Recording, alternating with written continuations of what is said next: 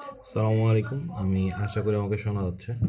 So আজকে আমরা যে জিনিসটা পড়বো সেটার নাম হচ্ছে মানে মেইনলি আজকে আমরা আমাদের সিটি পড়াই পড়বো। সো যে টপিকটার নাম হচ্ছে সেটা হচ্ছে পলিমারাইজেশন বা পলিমার মেইনলি। মানে পলিমার সায়েন্সের আমরা পলিমারাইজেশন পার্টটা পড়বো। তো আমরা ফার্স্টে কিছু বেসিক নিয়ে আলোচনা করবো। যেমন প্রথমে দেখেন এখানে বলছে যে পলিমার সায়েন্স কাকে বলে, তাই তো? তো বলছে পলিমার সায়েন্স একটা সাবফিল্ড। হ্যাঁ, পলিমার সায়েন্স হচ্ছে একটা সাবফিল্ড। সাবফিল্ড মানে এটা হচ্ছে একটা মানে সাব বলতে এটা উপ বলতে পারেন। তো এটা যদি সাব যদি উপ হয় আর ফিল্ড যদি আপনার হচ্ছে আলোচনা বা হচ্ছে বিষয় হয়, তাহলে এটা একটা উপবিষয় হতে পারে ম্যাটেরিয়াল সায়েন্সের, দ্যাট ডিলস উইথ পলিমার। তাহলে পলিমার সায়েন্স হচ্ছে আমার ম্যাটেরিয়াল সায়েন্স একটা সাবফিল্ড যেটা পলিমার নিয়ে আলোচনা করে। তাহলে আমার কিওয়ার্ড এখানে কি কি? সাবফিল্ড, ম্যাটেরিয়াল সায়েন্স আর পলিমার, এই তিনটা আমার কিওয়ার্ড। তাহলে পলিমার সায়েন্স নিলে আপনি এই তিনটা কিওয়ার্ড ইউজ করলে হচ্ছে। ম্যাক্রোমলিকিউল, দেখেন ম্যাক্রো মানে কি? বড়, আর মলিকিউল মানে অণু, ঠিক আছে? তো বলছে যে এমন একটা জিনিস যেটা একটা large group of atom contain করবে, ঠিক আছে, ইন আ কেমিক্যাল চেইন। কিসে থাকতে হবে তাহলে? তাকে একটা কেমিক্যাল চেইন বা রাসায়নিক শিকলে থাকতে হবে of at least hundreds of thousands, মানে প্রায় 1,00,000 অণু থাকতে হবে। তাহলে ওটাকে আমরা একটা ম্যাক্রোমলিকিউল বলতেছি। আচ্ছা, এরপর দেখেন ম্যাক্রোমলিকিউল দুই ধরনের, একটা ন্যাচারাল, একটা সিনথেটিক। ন্যাচারাল মানে যেটা আমরা প্রকৃতি থেকে পাই। সিনথেটিক বলতে বোঝানো হচ্ছে যেটা আমরা হাতে তৈরি করি, ঠিক আছে? এখন দেখেন পলিমার। পলিমার কি জিনিস? When more than one monomer, দেখেন একের অধিক মনোমার কি করতেছি আমরা? জয়েন করতেছি। কার মাধ্যমে? কেমিক্যাল রিয়াকশনের মাধ্যমে, ঠিক আছে? By the process of polymerization to form large molecule or network, then it will be called a polymer. তাহলে আমাদের কিওয়ার্ড কী কী? আমাদের keyword more than one monomer, joint, chemical reaction, process of polymerization, large molecule form করা অথবা network form করা। তাহলে এইটার মাধ্যমে আপনি একটা পলিমারের ডেফিনেশন দিতে পারবেন। পলিমারাইজেশনের একটা বেসিক এক্সাম্পল হচ্ছে আমাদের এইটা হচ্ছে আমাদের ইথিন মনোমার। তো ইথিন থেকে আমরা এখানে পলিমারাইজেশনের মাধ্যমে পলিথিন তৈরি করতেছি। এটা হচ্ছে আমার রিপিটিং ইউনিট। এখানে অবশ্যই বিক্রিয়ার একটা আছে, ক্যাটালিস্ট আছে, যেগুলো ক্যাটালিস্টগুলো আমরা এখন দেই নাই। এখন দেখেন মনোমার কি? মনোমার হচ্ছে the single unit of polymer হবে এটা, sorry, the single unit of polymer which is responsible to form polymer is called monomer, ঠিক আছে? the single unit of polymer which is responsible to form polymer, একটা পলিমারের single unit যেটা polymer ফরমেশনের জন্য দায়ী, সেটাকে আমরা মনোমার বলতেছি, ঠিক আছে? বা এখন রিপিটিং ইউনিটটা কি? তাহলে দেখেন এটা ডেফিনেশনটা খুব সহজ, যে পলিমারের সেই সিঙ্গেল ইউনিট যেটা পলিমার তৈরির জন্য দায়ী, সেটাকে আমরা মনোমার বলতেছি। এটাকে জাস্ট আপনি ইংলিশে লিখবেন যে the single unit of polymer which is responsible to form monomer. আচ্ছা, আমি এটাকে একটু ঠিক করে দিই, হ্যাঁ, নাহলে পরে সবাই কনফিউজড হয়ে যাবে। এটা হবে হচ্ছে POLYMER, পলিমার, ওকে। এখন দেখেন কি বলছে repeating unit, the structural unit. তাহলে রিপিটিং ইউনিটকে কি বলা হচ্ছে? একটা structural unit in a polymer, ঠিক আছে? রিপিটিং ইউনিট একটা structural unit in a polymer which is repeated is called repeating unit.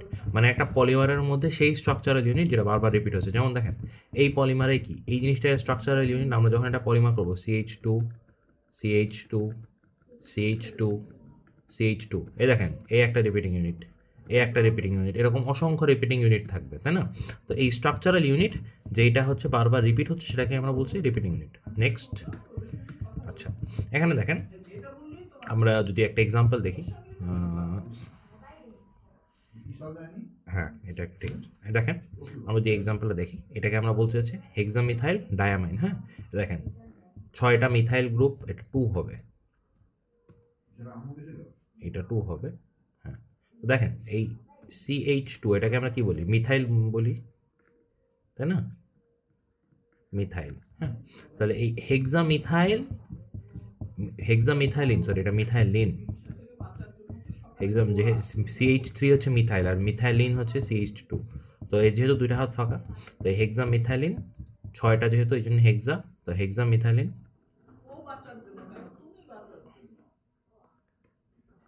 এইটা 2 হবে। হ্যাঁ, হ্যাঁ ঠিক আছে। তো এই যেহেতু 6টা, তাই হেক্সা মিথাইলিন গ্রুপের জন্য মিথাইলিন, যেহেতু 2টা অ্যামিন আছে, ডাইঅ্যামিন। এটার সাথে যখন আপনি অ্যাডিপিক অ্যাসিড জয়েন করতেছেন, তখন দেখেন আমার কি হচ্ছে? NH2 CH2 6 NH CO CH2 4 CO।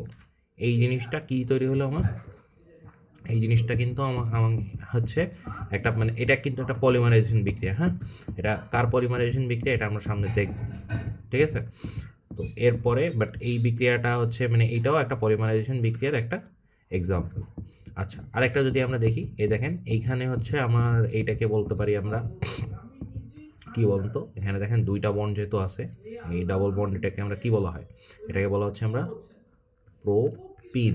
যেহেতু দুইটা বন্ড আছে ইন আর তিনটা যেহেতু কার্বন, এই জন্য প্রোপিন। এই প্রোপিনের এই যে এখানে যে ডাবল বন্ড দেখতেছেন না, এই ডাবল বন্ডগুলো তো ভেঙে এরকম হতে পারে, এই জিনিসটাকে আমরা বলি রিঅ্যাক্টিভ সাইট, যেখানে এসে বিক্রিয়া ঘটে। তো দেখেন এই প্রোপিনের যেটা হবে, আমরা এটাকে এইভাবে করে সাজাবো, CH2 ডবল বন্ড CH, এই কার্বনটাকে CH3 ভাবে রাখবো। কারণ দেখেন এই কার্বনটা কিন্তু কোনো বিক্রিয়া করতেছে না, তাহলে কার্বন বিক্রিয়া করছিল কোনটা, এই জিনিসটা, তাই না? তো এই জিনিসটাকে আমরা এখানে সাজাই, এই দেখেন এরকম করে বাঁকায় লেখা হয়েছে, এই দেখেন এই CH3টাকে কিন্তু নিচে লেখা হয়েছে। হ্যাঁ, এই যে এই CH3টা নিচে লেখা হয়েছে। হ্যাঁ, আর এখানে যে ডাবল বন্ড ছিল, ডাবল বন্ডটা ভেঙে একটা এদিকে আসছে, একটা এদিকে গেছে, এটাকে আমরা ইয়েলো কালার দেখি, এই যে একটা ডাবল সবুজ কালার দেখি। হ্যাঁ, এই ডাবল বন্ড ভেঙে এখানে একটা গেছে, এখানে একটা গেছে। তো এই জিনিসটা এই যে এখানে দেখেন ডাবল বন্ডটা ভেঙে এখানে কিন্তু আপনার এই যে এখানে একটা বন্ড ফর্ম করছে। হ্যাঁ, সো এই যে রিঅ্যাক্টিভ সাইডটা, এই রিঅ্যাক্টিভ সাইডটা এরকম করে ভেঙে যায়, ভেঙে গিয়ে এই রিঅ্যাক্টিভ সাইডে এখানে একটা অ্যাড হয় CH3, আবার CH2 CH3, এরকম করে বাড়তেই থাকে। তো এটাকে প্রোপিন থেকে পলিপ্রোপিন। হ্যাঁ, এবার আমরা দেখব যে কিছু মনোমার থেকে আমরা পলিমার উইথ রিয়াকশন দেখব। তো সেটার মধ্যে আমরা যদি একটু খেয়াল করি, দেখেন তাহলে আমাদের এখানে এই যে আমরা প্রথমেই দেখছিলাম যে এটা কি ছিল, এটা হচ্ছে ইথিন। ইথিনের সাথে কি বিক্রিয়া হচ্ছে, 200°C 1000 থেকে 1200 ATM প্রেশার দিচ্ছি আমরা। তাহলে আমরা 2000°C আর 1000 থেকে 1200 ATM প্রেশার যখন দিচ্ছি, তখন আমরা আর ওইটার সাথে আমরা ক্যাটালিস্ট হিসেবে দিচ্ছি অক্সিজেনকে, বা আমরা দিচ্ছি CA6H5CO2O2। এই জিনিসটাকে ক্যাটালিস্ট হিসেবে দিলে আমরা পাচ্ছি পলিথিন। এটা হচ্ছে দেখেন এখানে কি প্রেশার বেশি না, সো এটাকে আমরা বলছি হাই প্রেশার মেথড। আরেকটা মেথড আছে যেটা আমরা কম প্রেশার দিয়ে করি, সেটা হচ্ছে 70°C আর 5 থেকে 10 ATM এ আমরা যখন Cr2O3 dust on silica alumina গজের মধ্যে দেই, তখন আমরা কিন্তু আপনার পলিথিন পাই। সো দুইটা প্রসেস আছে, একটাকে আমরা বলছি লো প্রেশার মেথড আর একটা হচ্ছে হাই প্রেশার মেথড। এটা হচ্ছে পলিথিন প্রিপারেশনের।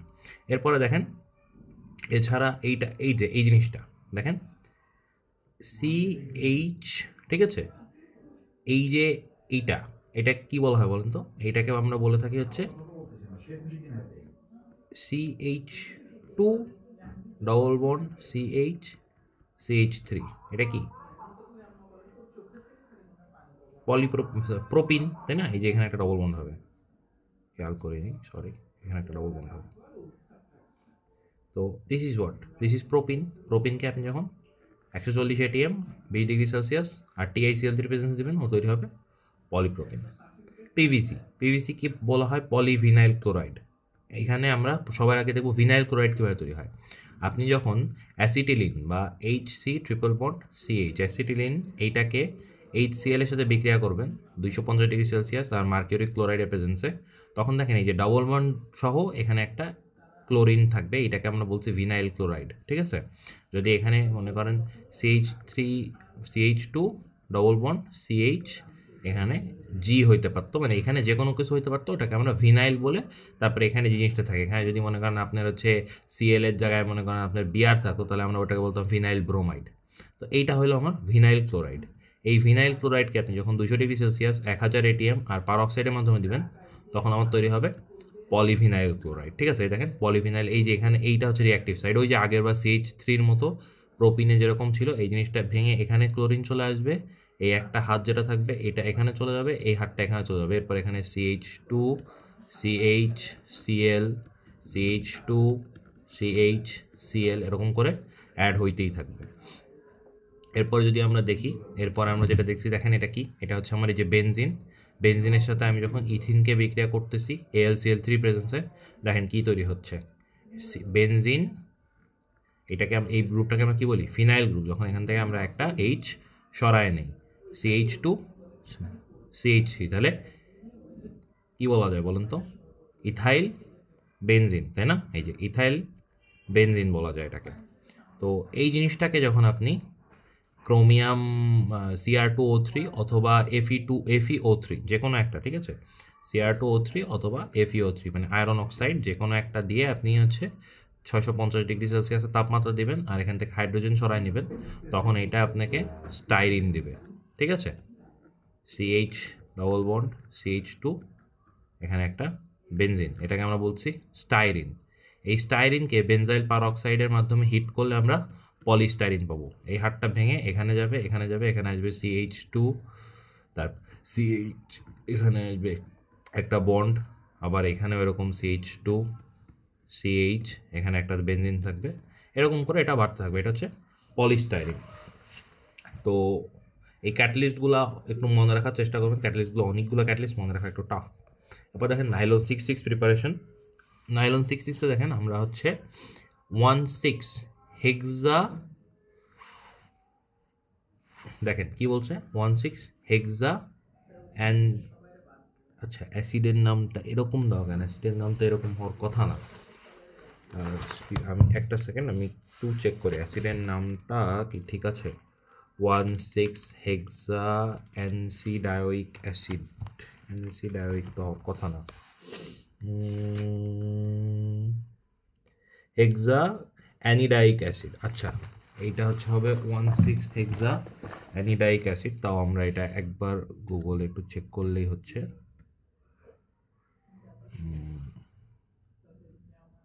1,6 হেক্সা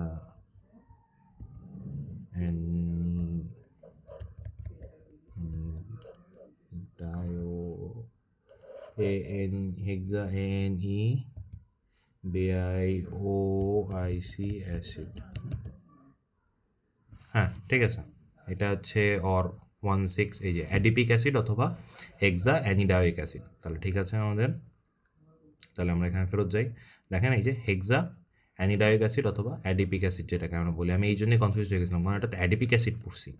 তো এইটা হচ্ছে আমার অ্যাডিপিক অ্যাসিড, আর এটার সাথে আমরা হচ্ছে যে ডায়ামাইন হেক্সেন, ঠিক আছে, ডায়ামাইন হেক্সেন অথবা হেক্সামিথাইল ডায়ামাইন, হ্যাঁ যে কোনো একটা বললেই হচ্ছে। ওই যে আমরা মনে আছে আমরা বলছিলাম একটু আগেই যে যখন একেবারে ফার্স্টের দিকে পড়ার সময়, এই যে এইটা, যে এই যে হেক্সামাইন, এই যে এইটা আর এইটা আমরা বলছিলাম যে হচ্ছে আমরা এটা সামনে বলবো। তো দিস ইজ নাইলন 6,6। তো আপনি যদি মনে করেন আপনার পুরো এই জিনিসটা পুরোটা মনেই নেই, ঠিক আছে, আপনি যদি খালি অ্যাডিপিক অ্যাসিড আর এইটুকু মনে রাখতে পারেন যে হেক্সামিথাইল ডায়ামাইন, তাহলে এটা দিয়েও কাজ চালানো যেতে পারে। এরপর আপনি কী করতে হবে, আপনি এটা বিক্রিয়া করলে এখান থেকে পানি বের হয়ে যাবে, ঠিক আছে। এখান থেকে একটা OH ছড়াবেন, এখান থেকে একটা H ছড়াবেন, এই দুটোকে কানেক্ট করে দেবেন, তাহলে এই CONH বাকিটুকু যা ছিল তাই, ঠিক আছে। এরপরে কী করবেন, এরপরে এখান থেকে আরেকটা OH ছড়াই দিবেন, এখান থেকে একটা H ছড়াই দিবেন, ছড়াই দিয়ে এখানে একটা হাত বাড়া দিবেন, এখানে একটা হাত বাড়া দিবেন, শেষ আপনার। এরপর এখানে একটা N বসায় দিলে দিস ইজ নাইলন 6,6। আচ্ছা এরপরে দেখেন আমরা নাইলন 6-এর এরপরে এইটাকে বলা হচ্ছে নাইলন 6। এই যে জিনিসটা, এই জিনিসটাকে বলা হয় ক্যাপ্রোল্যাকটাম, CAPRO ক্যাপ্রোল্যাকটাম। হ্যাঁ এই ক্যাপ্রোল্যাকটামকে আপনি যখন পলিমারাইজেশন করবেন তখন এই জিনিসটা এরকম আসবে, CO, এখানে CH2 5, এখানে থাকবে NH, এটাকে বলা হচ্ছে নাইলন 6, ঠিক আছে। তো এই ক্যাপ্রোল্যাকটামের এখান থেকে হচ্ছে আপনার মানে ক্যাপ্রোল্যাকটামের এখান থেকে ভেঙে এই OH-টা চলে যাবে, আর এখান থেকেও একটা H চলে যাবে, যে এই জিনিসটা হচ্ছে মানে সরি এখান থেকে OH যাবে আর এখান থেকে একটা CH3 সরে যাবে, যে আপনার হচ্ছে এই টোটাল জিনিসটা তৈরি করবে হচ্ছে আপনার CH3OH। এখান থেকে এই হাইড্রোজেনটা যে এই জিনিসটাকে পুরোটা ধরে নিয়ে যাবে, সরাই নিয়ে যাবে, সরাই নিয়ে CH3OH তৈরি করবে। এইখানে এই অক্সিজেনটা এখানে থাকবে, CH2 ওর জায়গায় থেকে যাবে, এইটার জায়গায় থাকবে, এইটার জায়গায় থাকবে, এইটার জায়গায় থাকবে, এইটার জায়গায় থাকবে, খালি একটা CH3OH বা একটা অ্যালকোহল গ্রুপ বের হয়ে যাবে। এটাকে আমরা বলতেছি নাইলন 6। এরপরে আমরা যেটা দেখব সেটা হচ্ছে ফাংশনালিটি। আচ্ছা এর আগে মনে হয় ড্যাক্রনটা বাকি রয়েছে, হ্যাঁ ড্যাক্রনটা করা হয়নি নাইলন 6-এর পরে, আমরা ড্যাক্রন বাকি রয়েছে। ড্যাক্রনটাকে হচ্ছে আচ্ছা এইটাই আমরা ড্যাক্রন দেখতেছিলাম, হ্যাঁ এটা হচ্ছে ড্যাক্রন, ঠিক আছে এটাই হচ্ছে ড্যাক্রন। এখানে নামটা লেখা হয়নি, আমি নামটা লিখে দিচ্ছি।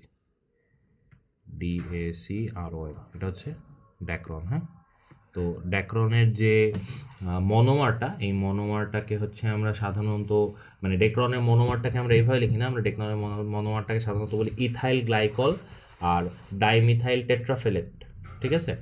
আর সাধারণত ড্যাক্রন যেটা আছে এটাকে পলিইথিলিন টেট্রাফেলেটও বলা হয়, ঠিক আছে। ড্যাক্রনটা এটার হচ্ছে ইথিলিন TETRA টেট্রাফেলেট, এটা হচ্ছে মনোমারের নাম। আর ড্যাক্রনকে বলা হয় পলিইথিলিন টেট্রাফেলেট, ঠিক আছে। This is Dacron. এরপরে আমরা যে জিনিসটা যাব, তো এটা হচ্ছে আমাদের ড্যাক্রন প্রেপ। এইগুলো মোটামুটি একটা দুইটা কোয়েশ্চেনে দেয়, আমরা কোয়েশ্চেনগুলো আলোচনা করবো, ওই সময় দেখাবো। এরপর দেখেন আমরা বলছি ফাংশনালিটি কি? ফাংশনালিটিকে বলা হচ্ছে যে নাম্বার অফ রিঅ্যাক্টিভ সাইটস, ঠিক আছে।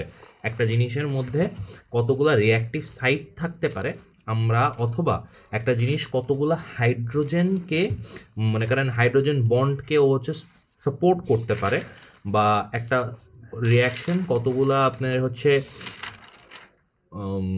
অ্যাড করতে পারে, ওইটা হচ্ছে OH অ্যাড করতে পারে ওইটার পার্টে, মানে যতগুলো রিয়াকশন ঘটানো সম্ভব আর কি ওই জিনিসটাকে, মানে একটা সিঙ্গেল ইয়ের জন্যে, একটা গ্রুপের জন্য যতগুলা আপনার হচ্ছে নাম্বার অফ হাইড্রোজেন যোগ করা যেতে পারে অথবা রিপ্লেস করা যেতে পারে, ওটাকে আমরা ওটার ফাংশনালিটি বলতেছি। আমরা একটা এক্সাম্পল দিলে একটু ক্লিয়ার হবে। আমরা একটা এক্সাম্পল দেওয়ার চেষ্টা করি। হ্যাঁ, এখান দিয়ে অ্যাড পেজ। আচ্ছা, দেখেন এক্সাম্পল হিসেবে যদি আমরা একটু দেই তাহলে দেখবেন এই যে CH2 CH2, তাই না? দেখেন এই CH2তে এই কার্বন হাইড্রোজেন, এই যে কার্বন হাইড্রোজেন, এখান থেকে এটাকে যদি আমরা ভাঙি তাহলে এখানে আমি একটা হাত পাবো, এখানে একটা হাত পাবো না? তাহলে দেখেন আমার রিয়াকশন করা যাচ্ছে কয় জায়গায়? দুই জায়গায় আমার রিয়াকশন করা যাচ্ছে না? যেহেতু দুইটা জায়গায় আমার বিক্রিয়া করা যাচ্ছে, এটা ফাংশনালিটিকে আমরা F দিয়ে প্রকাশ করবো আর লিখবো F2। এবার দেখেন আমরা যদি আরেকটা একটু খেয়াল করি, এখানে যদি আমরা দেখেন H2N, ঠিক আছে, CH2 6NH2, হ্যাঁ, এই জিনিসটা যখন আপনার COOH প্লাস CH2 4, এটা একটু গুছায় লেখা ভালো, COOH CH2 4 COOH, এই জিনিসটার সাথে বিক্রিয়া করবে। দেখেন কি হবে আপনার হচ্ছে এই যে এই জিনিসটা, এইটা আর এইটা, এরা তো আপনার বন্ড করে ফেলবে, তাই না? তাহলে আর এখান থেকে কি করবে দেখেন তো, এখান থেকে একটা হাইড্রোজেন সরে যাবে, এখান থেকে একটা হাইড্রোজেন সরে যাবে। তাহলে আমরা এখান থেকে একটা হাইড্রোজেন, আমি হচ্ছে জাস্ট দেখাচ্ছি, মানে এটার মনোমারটা দেখাচ্ছি নাইলন 6 তো এখান থেকে একটা হাইড্রোজেন সরে যাবে, আর এইখান থেকে হচ্ছে আপনার সরে যাবে, এখান থেকে এটা সরে যাবে, তাই না? তাহলে এইখানে দেখেন একটা রিয়্যাক্ট করার জায়গা আছে, এখানে একটা রিয়্যাক্ট করার জায়গা আছে, তাই না? যে ও এই মনোমারটায় এখানে এসে একটা বস্তু বসতে পারবে, এখানে এসে একটা বস্তু বসতে পারবে। তাহলে আমার কি এটার ফাংশনালিটিও কি 2? তাহলে নাইলন 6 ফাংশনালিটিও কি 2? মানে আপনি যতগুলা হাইড্রোজেন, দেখেন ফাংশনালিটি ডেফিনেশনটা এভাবে বলা হয়, the number of reactive functional groups or replaceable hydrogen atoms, মানে যতগুলো আপনি হাইড্রোজেন অ্যাটমকে সরাইতে পারতেছেন, অথবা আপনি যেই কয়টা রিঅ্যাক্টিভ ফাংশনাল গ্রুপ পাচ্ছেন বা রিঅ্যাক্টিভ সাইট পাচ্ছেন। তাহলে দেখেন এখানে রিঅ্যাক্টিভ সাইট কয়টা, এই একটা আর এই একটা রিঅ্যাক্টিভ সাইট না, যেখানে রিঅ্যাক্টিভ সাইট মানে যেখানে এসে একটা যে মানে বিক্রিয়া করতে পারতেছে। তাহলে যে কোনো একটা রিঅ্যাক্টিভ মলিকিউল এখানে এসে বিক্রিয়া করতে পারতেছে আর এখানে এসে অ্যাড হতে পারছে না, তো এই জিনিসটাকে আমরা রিঅ্যাক্টিভ সাইট বলতেছি। তো এখানেও কি আমরা দেখলাম F2টা, যেহেতু ফাংশনাল গ্রুপ আমার 2। আচ্ছা, এরপরে আমরা আরেকটা দেখব, এটাকে কি ডিলিট দিলে কাজ হয়? আচ্ছা, এখানে আছে, হ্যাঁ। আচ্ছা, এরপর দেখেন আমরা যদি আরেকটা দেখি তাহলে বলতেছে অ্যান্ড ক্যান বি, আরেকটা আছে এখানে এক্সাম্পল হিসেবে, হ্যাঁ আমরা এটা দেখাই, এটা দেখালে এটাও ইজিলি বুঝতে পারবো আমরা। CH ট্রিপল বন্ড CH, দেখেন এখানে আমরা রিপ্লেসেবল হাইড্রোজেন অ্যাটম আছে কয়টা, বা এখানে কতগুলো হাইড্রোজেন আমি হচ্ছে অ্যাড করতে পারবো, বা কতগুলো রিঅ্যাক্টিভ সাইট আছে, এই 1 এই 2 এই 3 এই 4, এইটা হাতটা ভেঙে গেলো, এই হাতটা ভেঙে গেলো, তাই না? তাহলে এখানে 1টা 2টা 3টা 4টা, তাহলে এটার ফাংশনালিটি হবে কত? 4টা, যেহেতু এটায় 4টা আমার হাইড্রোজেন অ্যাড করা যাচ্ছে, বা এখানে হচ্ছে আমি এই যেখানে 4টা ফাংশনাল রিঅ্যাক্টিভ সাইট পাচ্ছি, তাই তো? তো এই জিনিসটাকে আমার বলা হচ্ছে যে ফাংশনালিটি, যে আপনি আমি যদি ফাংশনালিটি ডেফিনেশনটা একটু গুছায় লিখি, বা যেটা স্যার যেই ডেফিনেশন দিয়েছেন ওই ওয়াইজ যদি আমি একটু যাই, তাহলে ফাংশনালিটির ডেফিনেশনটা কিছুটা এরকম আসবে।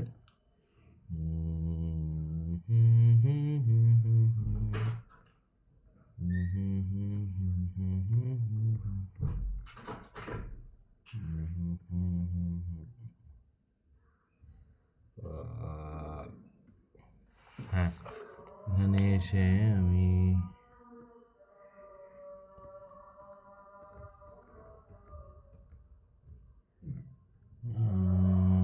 আচ্ছা যদি ফাংশনালিটি ডেফিনেশন দেই, ফাংশনালিটি এরকম আসবে যে the number of reactive functional groups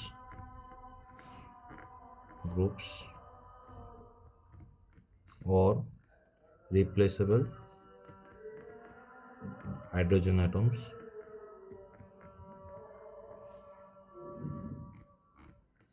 or the number of hydrogen that can be added to a monomer or the number of hydrogen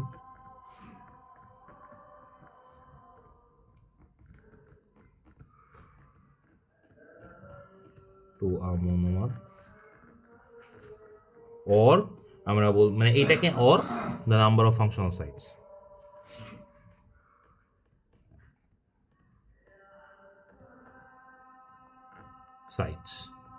is called functionality of that monomer বা is called functionality। তাহলে একটু আমরা যদি খেয়াল করি তাহলে দেখেন যে আমার এখানে কয়টা কিওয়ার্ড আছে, number of reactive functional groups, replaceable hydrogen atoms, number of hydrogen that can be added to monomer or the number of functional site, sorry এটা রিঅ্যাক্টিভ সাইট হবে, extremely sorry for the inconvenience and this will be reactive site of reactive REAC TIB, reactive site is called functionality। ঠিক আছে, so এই দিয়ে হচ্ছে আমরা আমাদের functionality আলোচনাটা শেষ করতেছি। হ্যাঁ এই তো ফাংশনালিটি আমরা এখানে ফাংশনালিটি হলো, এরপরে আমরা হচ্ছে আরেকটা জিনিস দেখব, সেটা হচ্ছে আচ্ছা হ্যাঁ এরপর ক্রস লিঙ্ক কাকে বলে, আমরা এই জিনিসটা একটু আলোচনা করবো যে হোয়াট ইজ ক্রস লিঙ্ক। কোন ভালো কোন নিয়ে ব্ল্যাক নেই, সুন্দর কালার আসবে। ক্রস লিঙ্ক কী জিনিস? তো ক্রস লিঙ্ক আলোচনা করার আগে আমরা আরও দুইটা জিনিস আলোচনা করে নিব, সেটা হচ্ছে ফাইবার কি আর হচ্ছে ইলাস্টোমার কি। আচ্ছা তাহলে আমরা ফাইবার আলোচনা করি আগে। ফাইবার দেখেন, ফাইবারকে এভাবে বলা হচ্ছে যে ইট ইজ আ, ফাইবারকে বলা হচ্ছে যে এরা হচ্ছে অনেক থিন মানে চিকন লং চেইন অফ পলিমার, মানে একটা পলিমারের বড় সিকল যেটা চিকন আর যেটা লেন্থ হচ্ছে 1000 times greater than it's with containing a long filament. ঠিক আছে, তাহলে দেখেন একটা ফাইবার লেখার সময় আপনি কি যে কিওয়ার্ড যেগুলো আসবে সেটা হচ্ছে লং চেইন অফ পলিমার। আপনি যখন আপনার ডেফিনেশন লিখবেন তখন লিখবেন লং চেইন অফ পলিমার, এটা আপনি ফার্স্ট ডেফিনেশন মানে ফার্স্ট কিওয়ার্ড দেবেন। সেকেন্ড কিওয়ার্ড দেবেন 1000 লেন্থ, আচ্ছা excuse me, length LENGTH 1000 Times then with, এখানে 1000 টাইমস গ্রেটার হবে ওর লার্জার আপনি যেটা ইউজ করেন। অ্যান্ড ফাইনালি যেটা আপনার লিখতে হবে সেটা হচ্ছে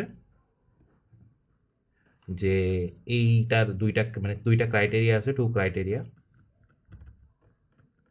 তাহলে আমার হচ্ছে a long chain of polymer whose length is 1000 times greater than a width is called a fibre. ঠিক আছে, এইটার প্রথম যেই ক্রাইটেরিয়া তার মধ্যে প্রথমটা হচ্ছে আপনার লং চেইন অফ পলিমার হইতে হবে, আর এটাকে অবশ্যই লিনিয়ার হইতে হবে। হ্যাঁ, এটাকে লিনিয়ার কেন হতে হবে? কারণ এটা যদি ব্রাঞ্চড হয় তাহলে আপনি এটাকে একসাথে মানে জড়ো করতে পারবেন না। মনে করেন এইটা যদি এরকম, ঠিক আছে, এই আমরা এটা কিন্তু স্কেলিটাল স্ট্রাকচার রাখছি। হ্যাঁ, এইটা মনে করেন একটা হলো। হ্যাঁ, এই জিনিসটা কিন্তু আপনি অনেক সহজেই এরকম করে কাছে নিয়ে এসে একটা দড়ির মতো পেঁচাইতে পারবেন। বাট যদি আপনি এখানে ব্রাঞ্চ থাকে, মানে এইখানে একটা, এখানে একটা, এখানে একটা ব্রাঞ্চ থাকে, এখানে একটা ব্রাঞ্চ থাকে, এখানে একটা ব্রাঞ্চ থাকে, এখানে একটা ব্রাঞ্চ থাকে, এগুলোকে যখন আপনি কাছে নিয়ে আসবেন তখন এরা কি করবে, এরা একে অপরের সাথে বাধা প্রাপ্ত হবে না, তাই কিন্তু আপনি পেঁচায় সহজে দড়ি বানাইতে পারবেন না। এই জন্য এটাকে লিনিয়ার হইতে হবে, এটাকে ব্রাঞ্চড পলিমার হইতে হওয়া যাবে না। আর দ্বিতীয়টা হচ্ছে স্ট্রং ইন্টারমলিকুলার ফোর্স থাকা লাগবে, স্ট্রং ইন্টারমলিকুলার ফোর্স। এই হচ্ছে আপনি টোটাল যখন আপনি ফাইবার লিখবেন তখন এটা লিখলেই হবে, ঠিক আছে। আপনার যত কেমিক্যাল বন্ড বাড়বে তত আপনার ফাইবারের স্ট্রেংথ বাড়বে। আচ্ছা, ফাইবার গেল। এরপরে তাহলে আমি ফাইবারকে যদি গুছায় একবার বলি, fibres are thin long chain of polymer and 1000 times longer then its with containing a long filament. The two requirements for fibre are long chain of polymer, যেটা লিনিয়ার হতে হবে, অ্যান্ড স্ট্রং ইন্টারমলিকুলার ফোর্সেস। এবার আমরা আসবো ইলাস্টোমারে। Elastomer. So what is a elastomer? তো what is a elastomer, এই জিনিসটা হচ্ছে, ইলাস্টোমারকে বলা হচ্ছে এমন একটা বস্তু যেটাকে আপনি যখন প্রেশার দিচ্ছেন, মানে ফোর্স অ্যাপ্লাই করে ওটা শেপ চেঞ্জ করতেছেন, সে আবার ওর আগের শেপে ব্যাক আসতে পারতেছে, ঠিক আছে। যে আপনি ফোর্স অ্যাপ্লাই করলেন, একটা বস্তু হচ্ছে আপনার শেপ চেঞ্জ হলো, এরপর আপনি ফোর্সটা সরাই নিলেন, ওই বস্তুটা আবার আগের জায়গায় চলে আসলো, এটাকে আমরা বলতেছি ইলাস্টোমার, ঠিক আছে। তো ইলাস্টোমারটাকে হচ্ছে আমি একটু গুছায় যদি বলি, যে ইলাস্টোমারটাকে বলা হয় হচ্ছে polymers with viscosity and elasticity. দেখেন দুইটা টার্ম, ঠিক আছে। একটা হচ্ছে সান্দ্রতা, মানে ওর একটা লেয়ারের সাথে আরেকটা লেয়ারের মধ্যে সংঘর্ষ তৈরি হয়, আর একটা হচ্ছে ইলাস্টিসিটি, মানে ও বল প্রয়োগ করার পরে ও নিজের যে, মানে ও বল প্রয়োগ করার পর মানে ওর হচ্ছে আবার নিজে, মানে সহজে শেপ পরিবর্তন হয় না, শেপ পরিবর্তন হলেও ও আবার নিজের জায়গায় ফেরত আসতে পারে, ঠিক আছে। তো বলা হচ্ছে যে when a material regains its original shape after force is removed is called elastomer. তাহলে ওয়েন, আচ্ছা আমি ব্ল্যাক পেন দিই, হ্যাঁ, when a polymer regains its shape after force is removed is called elastomer। মানে আপনি একটা ফোর্স দিয়ে একটা জিনিসের শেপ চেঞ্জ করলেন, এরপরে যখন আবার ওইটার ফোর্স সরা নেবেন তখন ওইটা আবার জায়গা মতো ফেরত চলে আসবে। তাহলে এটা রিকোয়ারমেন্ট কি কি? রিকোয়ারমেন্ট বলা হচ্ছে ক্রসলিঙ্ক থাকতে হবে,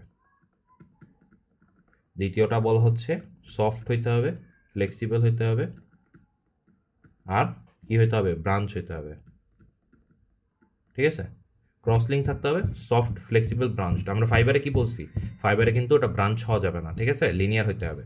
বাট এখানে আমাদের ব্রাঞ্চ থাকা একটা ক্রাইটেরিয়া, সফট থাকা একটা ক্রাইটেরিয়া, ফ্লেক্সিবল থাকা ক্রাইটেরিয়া, আর ক্রসলিঙ্ক থাকা একটা ক্রাইটেরিয়া। এইবার আমরা আসবো ক্রসলিঙ্ক কী জিনিস। ক্রসলিঙ্ক কী জিনিস তাহলে আপনার বুঝতে সুবিধা হবে। ক্রসলিঙ্কের যখন ডেফিনেশন দেওয়া হয়, ক্রসলিঙ্কের ডেফিনেশনে বলা হচ্ছে যে, আমরা যখন ক্রসলিঙ্কের ডেফিনেশন দিই, ক্রসলিঙ্কের ডেফিনেশন বলা হচ্ছে ক্রসলিঙ্ক পলিমার্স বা ক্রসলিঙ্ক পলিমার কী জিনিস, ঠিক আছে। ক্রসলিঙ্ক পলিমার বলে এটা আরও ক্লিয়ার হবে। Cross-linked polymers are polymers in which monomer units are cross-linked together to form a three-dimensional network polymer। ঠিক আছে, এরা কারা? এরা হচ্ছে সেই polymers in which monomers are cross-linked। cross-linked মানে একটার সাথে আরেকটা সংযোগ স্থাপন করা, ঠিক আছে। মনে করেন এখানে একটা আছে, এর পাশেরটার সাথে এইটা, খালি পাশেরটার সাথে এইটা, খালি পাশের সাথে এরকম না। এখানে একটা আছে, এটার সাথে এইটা, এটার সাথে এইটা, এটার সাথে এইটা, এটার সাথে এইটা, এটার সাথে এইটা, এটার সাথে এইটা, এটার সাথে এইটা, এটার সাথে এইটা, এটার সাথে এইটা, এরকমভাবে ক্রস লিঙ্ক, ঠিক আছে। এই জিনিসটাকে আমরা বলতেছি ক্রস লিঙ্কড। তো এইরকম যদি থাকেও, এরকম যদি থাকে ক্রস লিঙ্কড, ঠিক আছে, আর cross linked together to form a three-dimensional dimensional network structure।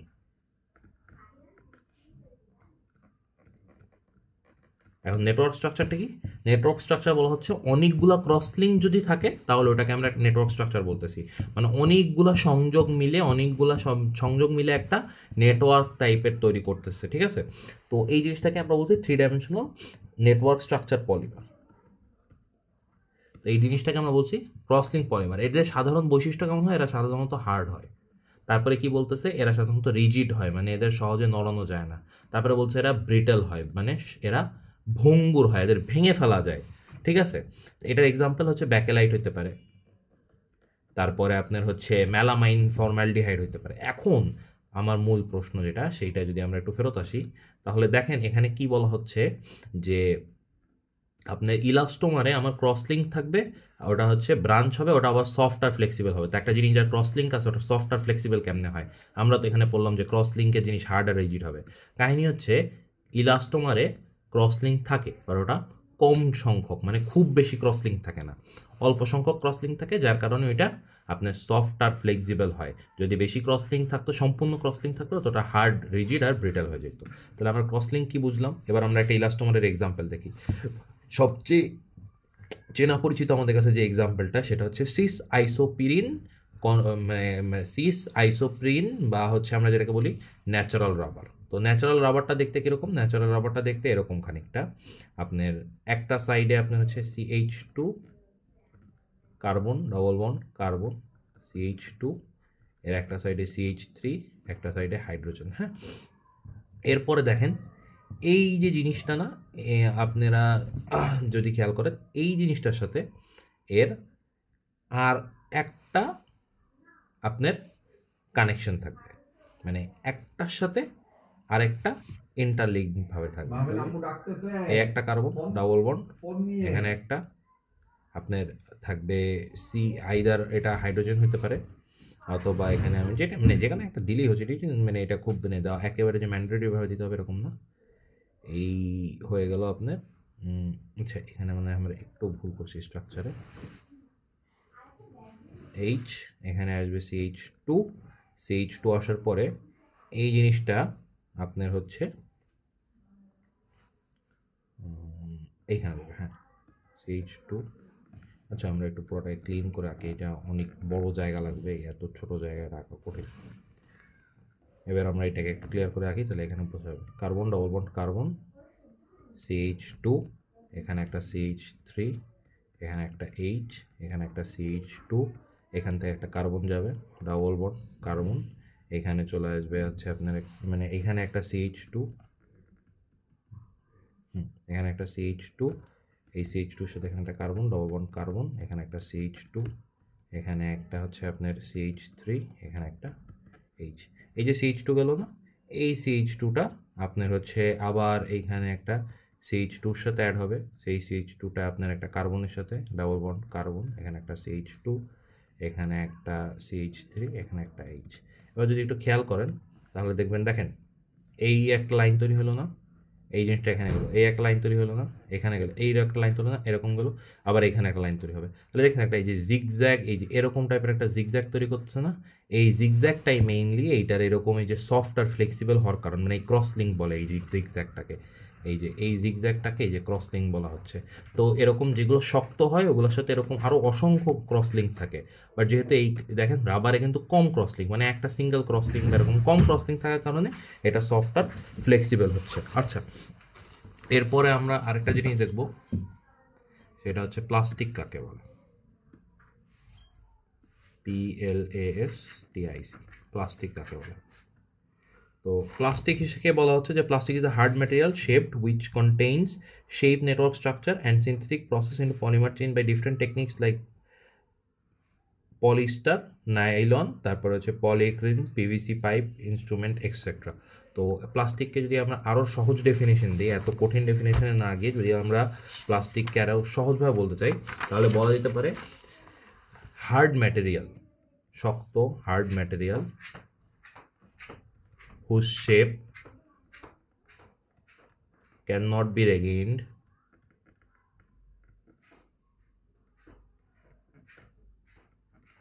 after removing force,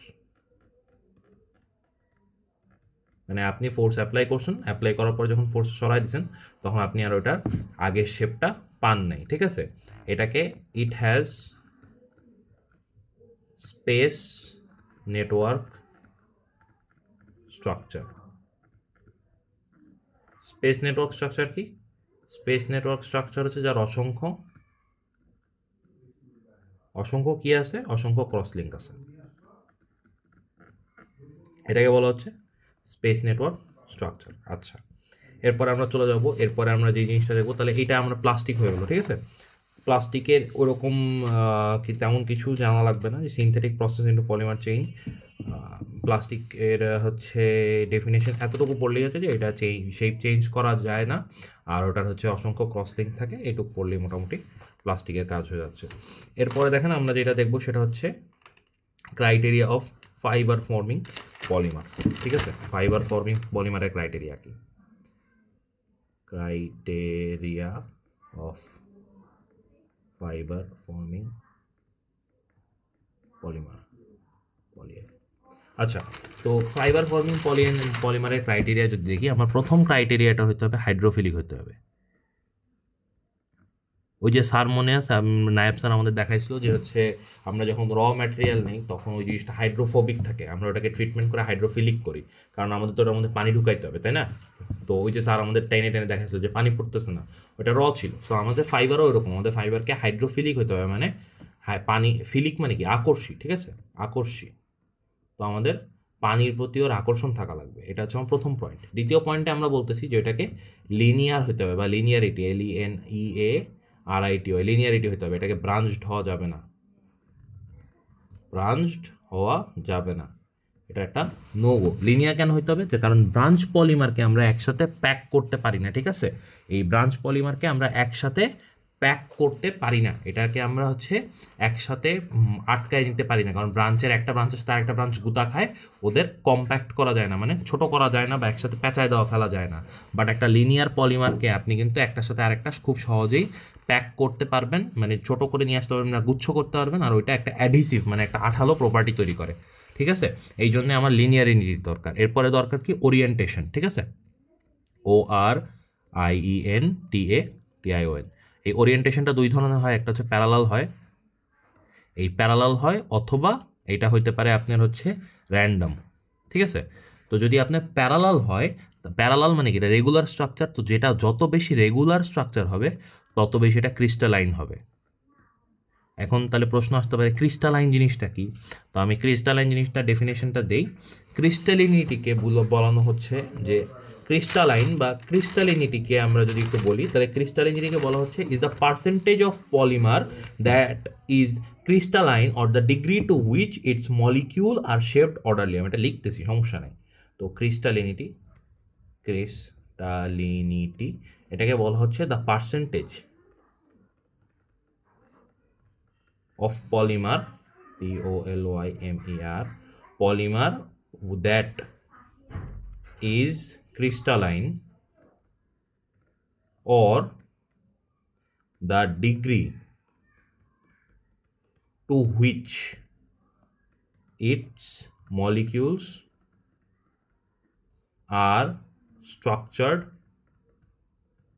properly বা orderly। মানে একটা অর্ডারে বা গুছানোভাবে যদি একটা মানে একটা পলিমারের মধ্যে যতগুলো মলিকিউল সুন্দরভাবে গুছানো আছে, বা যত সংখ্যক মলিকিউল সুন্দরভাবে গুছানো আছে, দ্য পার্সেন্টেজ অফ মলিকিউল যেটা অর্ডারভাবে আছে, ওইটাকে আমরা বলছি ক্রিস্টালিনিটি। তো একটা জিনিস যদি প্যারালাল থাকে তাহলে ওটা কি রেগুলার শেপে আছে, তাহলে যার রেগুলারিটি বেশি ওর কি ক্রিস্টালিনিটি বেশি, কারণ আমরা কি বলছি যে যত বেশি রেগুলার বা অর্ডারলি থাকবে ওইটাই আমাকে ক্রিস্টালিনিটি বৃদ্ধি করবে। আর র্যান্ডম যদি থাকে তাহলে এটা একটা অ্যামরফাস শেপ দেয়, তো একটা ফাইবারকে আপনার হচ্ছে ওরিয়েন্টেশন থাকতে হবে, কারণ একটা ফাইবার যদি এই প্যারালাল ওরিয়েন্টেশন আর এই অ্যামরফাস ওরিয়েন্টেশন মিলেই কিন্তু আমাদের একটা ফাইবার হয়। একটা ফাইবারকে আমরা খুব বেশি ক্রিস্টালাইনও করবো না, আবার খুব বেশি র্যান্ডমও করবো না, ঠিক আছে। আমরা এটাকে মাঝখানে রাখবো। বেশি ক্রিস্টালাইন হলে এটা কিন্তু শক্ত হয়ে যাবে, তখন আমরা এটা চাই না। আবার আমরা এটাকে সম্পূর্ণভাবে একটা ইররেগুলার শেপও চাই না, আমাদের একটা রেগুলার শেপ থাকবে। সো আমরা একটা কিছু প্যারালালও থাকে, আবার কিছু র্যান্ডম ওরিয়েন্টেশনও থাকে। এই জন্য আমরা বলতেছি যে একটা ফাইবার ফর্মিং পলিমার হওয়ার জন্য এটাকে ওরিয়েন্টেশন থাকতে হবে। এরপরে আমরা বলতেছি এটাকে অবশ্যই কেমিক্যাল রেজিস্ট্যান্ট হইতে হবে। এটা যদি কেমিক্যাল রেজিস্ট্যান্ট না হয়,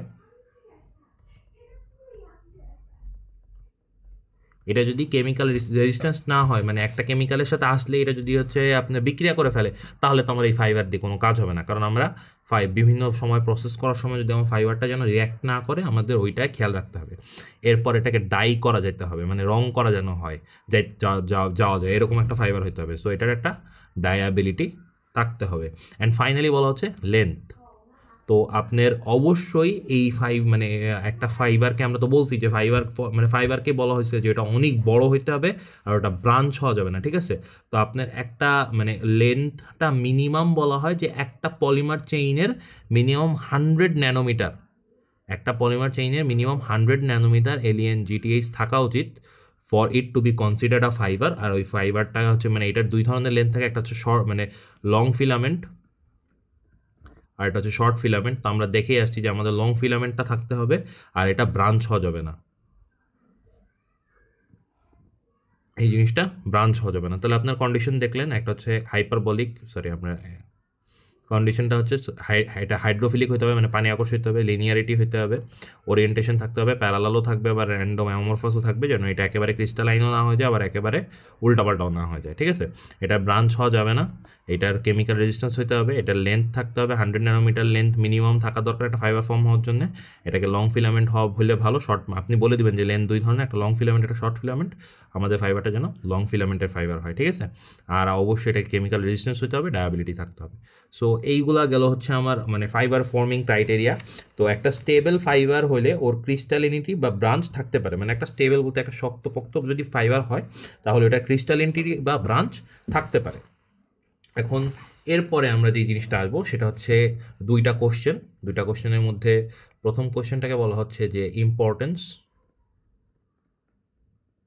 অফ পলিমার ইন টেক্সটাইল, আর দ্বিতীয় কোশ্চেনে বলা হচ্ছে মনোমার ভার্সেস পলিমার। তো প্রথম যে কোয়েশ্চেনটা, ওইটা যদি আমি একটু অ্যান্সার দেই, তাহলে দেখেন পলিমারের ইম্পর্টেন্স কি। পলিমার কিন্তু আমরা বহুত কাজে ব্যবহার করি, ঠিক আছে? আমাদের টেক্সটাইলে পলিমারের ইম্পর্টেন্স যদি শুরু করি, তাহলে আমরা সবার আগে আমাদের বলতে হবে পলিস্টার, এরপর নাইলন 6 নাইলন 6, হ্যাঁ। তারপরে পলিঅ্যামাইড, মানে পলিক্রাইলোন নাইট্রেট। তারপরে আরে আমি এটা উচ্চারণ কোনোদিন করতে পারি, আমি বাংলা লিখে দিচ্ছি, আমার এটা উচ্চারণ খালি আটকা যাচ্ছে। পলিক্রাইলো নাইট্রাইল, সরি, তারপরে NITRILE, হ্যাঁ, তারপর হচ্ছে আপনার অ্যারামিড, তারপর হচ্ছে পলিঅ্যামাইড, এরকম বিভিন্ন ধরনের ফাইবার আমরা করি। এগুলো এন্ড ইউজগুলো কি? এইগুলা অ্যাস্ট্রোনটের স্যুট বানাইতে ইউজ করে, ফায়ার হ্যাজার্ড স্যুট বানাইতে ইউজ করা হয়,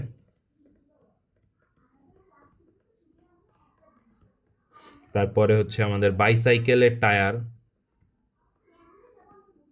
বডি আর্মর, মানে বুলেট প্রুফ যেটা ভেস্ট যেটাকে বলা হয়, high temperature protective glass, medical পারপাসের জন্য আমরা যে স্যানিটারি যে ন্যাপকিন ইউজ করি বা স্যানিটারি প্যাড বলেন আপনি, বা ওটাকে আপনি যদি আমাদের যে স্যানিটারি যে হচ্ছে টিস্যুগুলো আছে, তারপরে আমাদের যে হচ্ছে আপনার ওয়েট টিস্যু আছে, তারপরে হচ্ছে আমাদের যে ফেস মাস্কগুলো আছে, এগুলো কিন্তু সব পলিমারের মাধ্যমে তৈরি করা। আর্টিফিশিয়াল অর্গান এই জিনিসটাও কিন্তু আমাদের এই ফাইবার দিয়ে তৈরি করা হয়। তারপরে যে হোম ফার্নিশিং, যেমন আপনার বেডশিট, তারপরে আপনার হচ্ছে bed cushion cover, bed cover, পর্দা, এগুলো কিন্তু সব আমাদের টেক্সটাইলের প্রোডাক্ট দিয়ে তৈরি করা হয়। আপনার ব্যাগও কিন্তু কি কাপড় দিয়ে তৈরি। সো দিস ইজ অলসো পলিমারের একটা পার্ট। তারপরে প্যারাশুট ফ্যাব্রিক এইগুলো, তারপরে হচ্ছে আপনার রেইসিন, বিভিন্ন ধরনের এই জিনিসপত্রগুলো কিন্তু আমাদের importance of polymer in textile. এটা নিজের মতো করে গুছায় লেখা যাবে, এটাকে নিয়ে আমি বেশি মাথা ঘাটাবো না। এরপরে আমি যেটা দেখাবো সেটা হচ্ছে ডিফারেন্স। তো DIFFERENC ডিফারেন্স, এইখানে আমি মনোমার দিব, এখানে পলিমার দিব। এখন দেখেন, এখানে সবার আগে আপনি ডেফিনেশন দিবেন।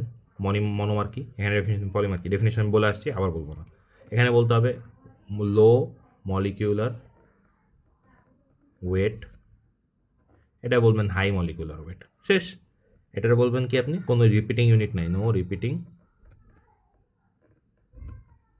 এটার বলবেন রিপিটিং ইউনিট আছে। হ্যাঁ, এখানে কি বলবেন, এখানে বলবেন যে has simple structure, complex structure. হ্যাঁ, তারপরে আপনি কি বলবেন, তারপরে বলবেন ডাবল বন্ড বা ট্রিপল বন্ড থাকতে পারে।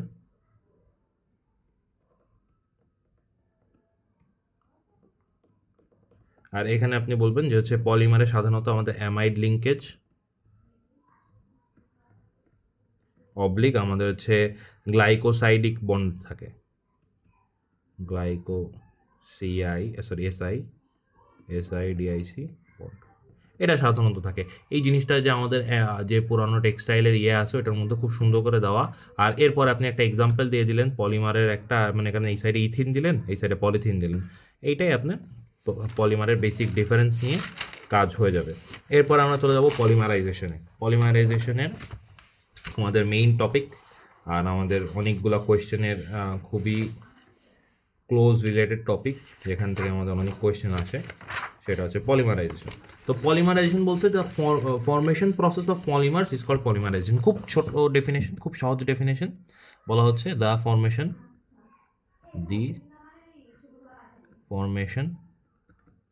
প্রসেস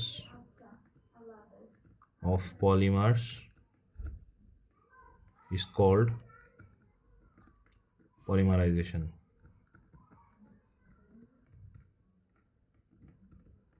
তাহলে যেই পদ্ধতি ফরমেশন মানে কি, তৈরি হওয়া, প্রসেস, তাহলে পদ্ধতি অফ পলিমার মানে পলিমার তৈরির যে পদ্ধতি সেটাকে পলিমারাইজেশন বলে। শেষ, এক লাইনের মধ্যে খটাক, কোনো গ্যাঞ্জাম নেই। আচ্ছা দেখেন পলিমারাইজেশন তাহলে কয় ধরনের। পলিমারাইজেশনটা আমরা চেইন পলিমারাইজেশন হয়, যেটাকে আমরা অ্যাডিশন বলি, অথবা স্টেপ পলিমারাইজেশন যেটাকে আমরা কন্ডেনসেশন বলি। ঠিক আছে, এই চেইন পলিমারাইজেশনটা দুই ধরনের, একটা হচ্ছে ফ্রি র্যাডিক্যাল আর একটা হচ্ছে আয়নিক। আয়নিক দুই ধরনের, একটা হচ্ছে ক্যাটায়নিক আর একটা হচ্ছে অ্যানায়নিক। হ্যাঁ, আমরা এই সব কিছু নিয়ে আলোচনা করব। তার আগে আমরা এখানে একটা ছবি দেখব। চলে গেলাম, আমরা একটা ছবি দেখব। একটা ছবির মধ্যে আমরা যদি প্রথম ছবিটা দেখি, আমি এই ছবিটা দেখাই।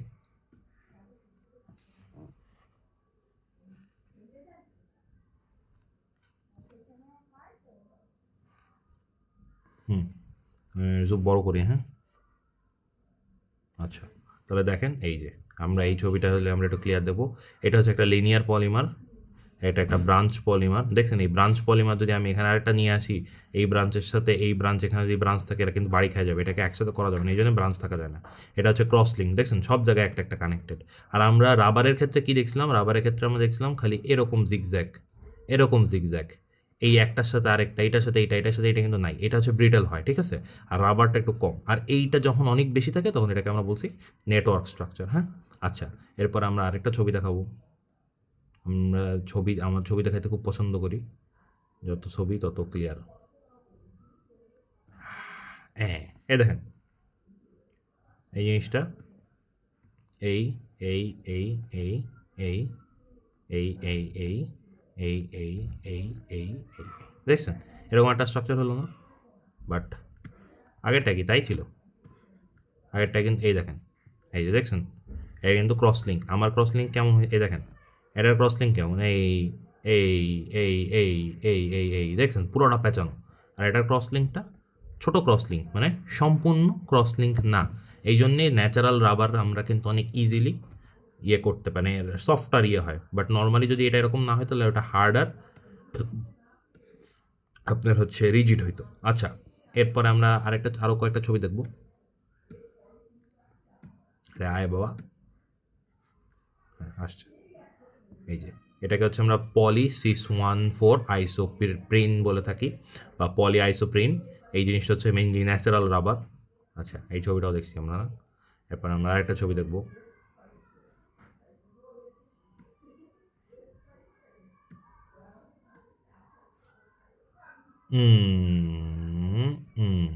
আচ্ছা, তো এটা হচ্ছে ফ্রি রেডিক্যাল পলিমারাইজেশন। আচ্ছা, তাহলে এইটা আমরা একটু পরে দেখি। হ্যাঁ, ফ্রি রেডিক্যাল পলিমারাইজেশনের, তো আমরা এখন আগে চেইন পলিমারাইজেশন আলোচনা করে নিই, তারপর আমরা ফ্রি রেডিক্যাল পলিমারাইজেশন আলোচনা করবো। ওই ছবিটা আমরা পরে দেখবো।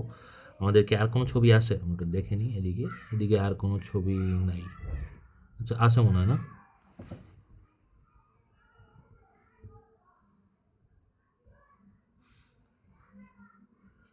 দুইটা ছবি আছে। আচ্ছা, এইগুলো আমরা পরে দেখবো।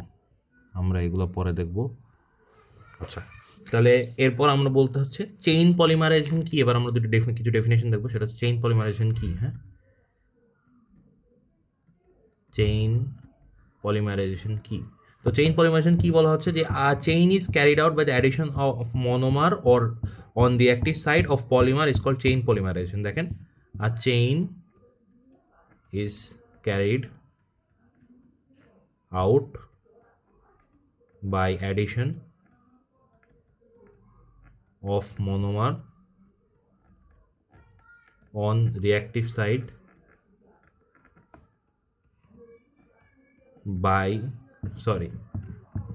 on reactive side is called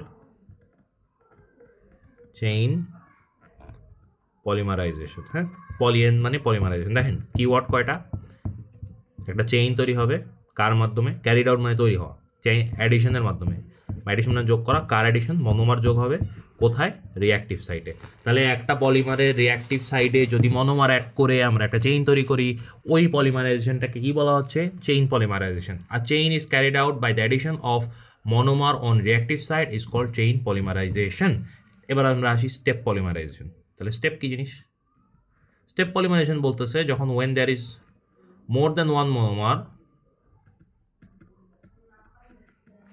monomer বলা হচ্ছে না, এটাকে বলা হচ্ছে ইফ দে মানে if the monomer contains two or more functional groups, if there is more than one functional group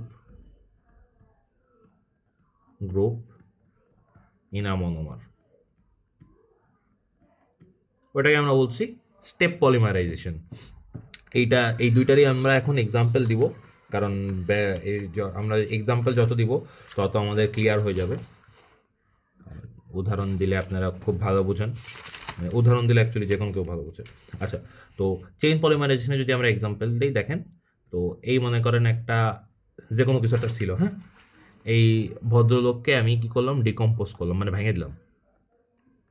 তাহলে এ কি করলো, এ হচ্ছে টুয়াইস আর ফ্রি র্যাডিক্যাল তৈরি করলো। হ্যাঁ, এর হোমোলাইটিক ক্লিভেজ হয়েছে, মানে সুষম বিভাজন হয়েছে, হয়ে কি করলো, টোয়াইস আর তৈরি করলো, ফ্রি র্যাডিক্যাল। এই ফ্রি র্যাডিক্যাল কি করলো, এই ফ্রি র্যাডিক্যাল আসলো কার কাছে আসলো, মনে করেন CH2 all1 CH2 কাছে আসলো।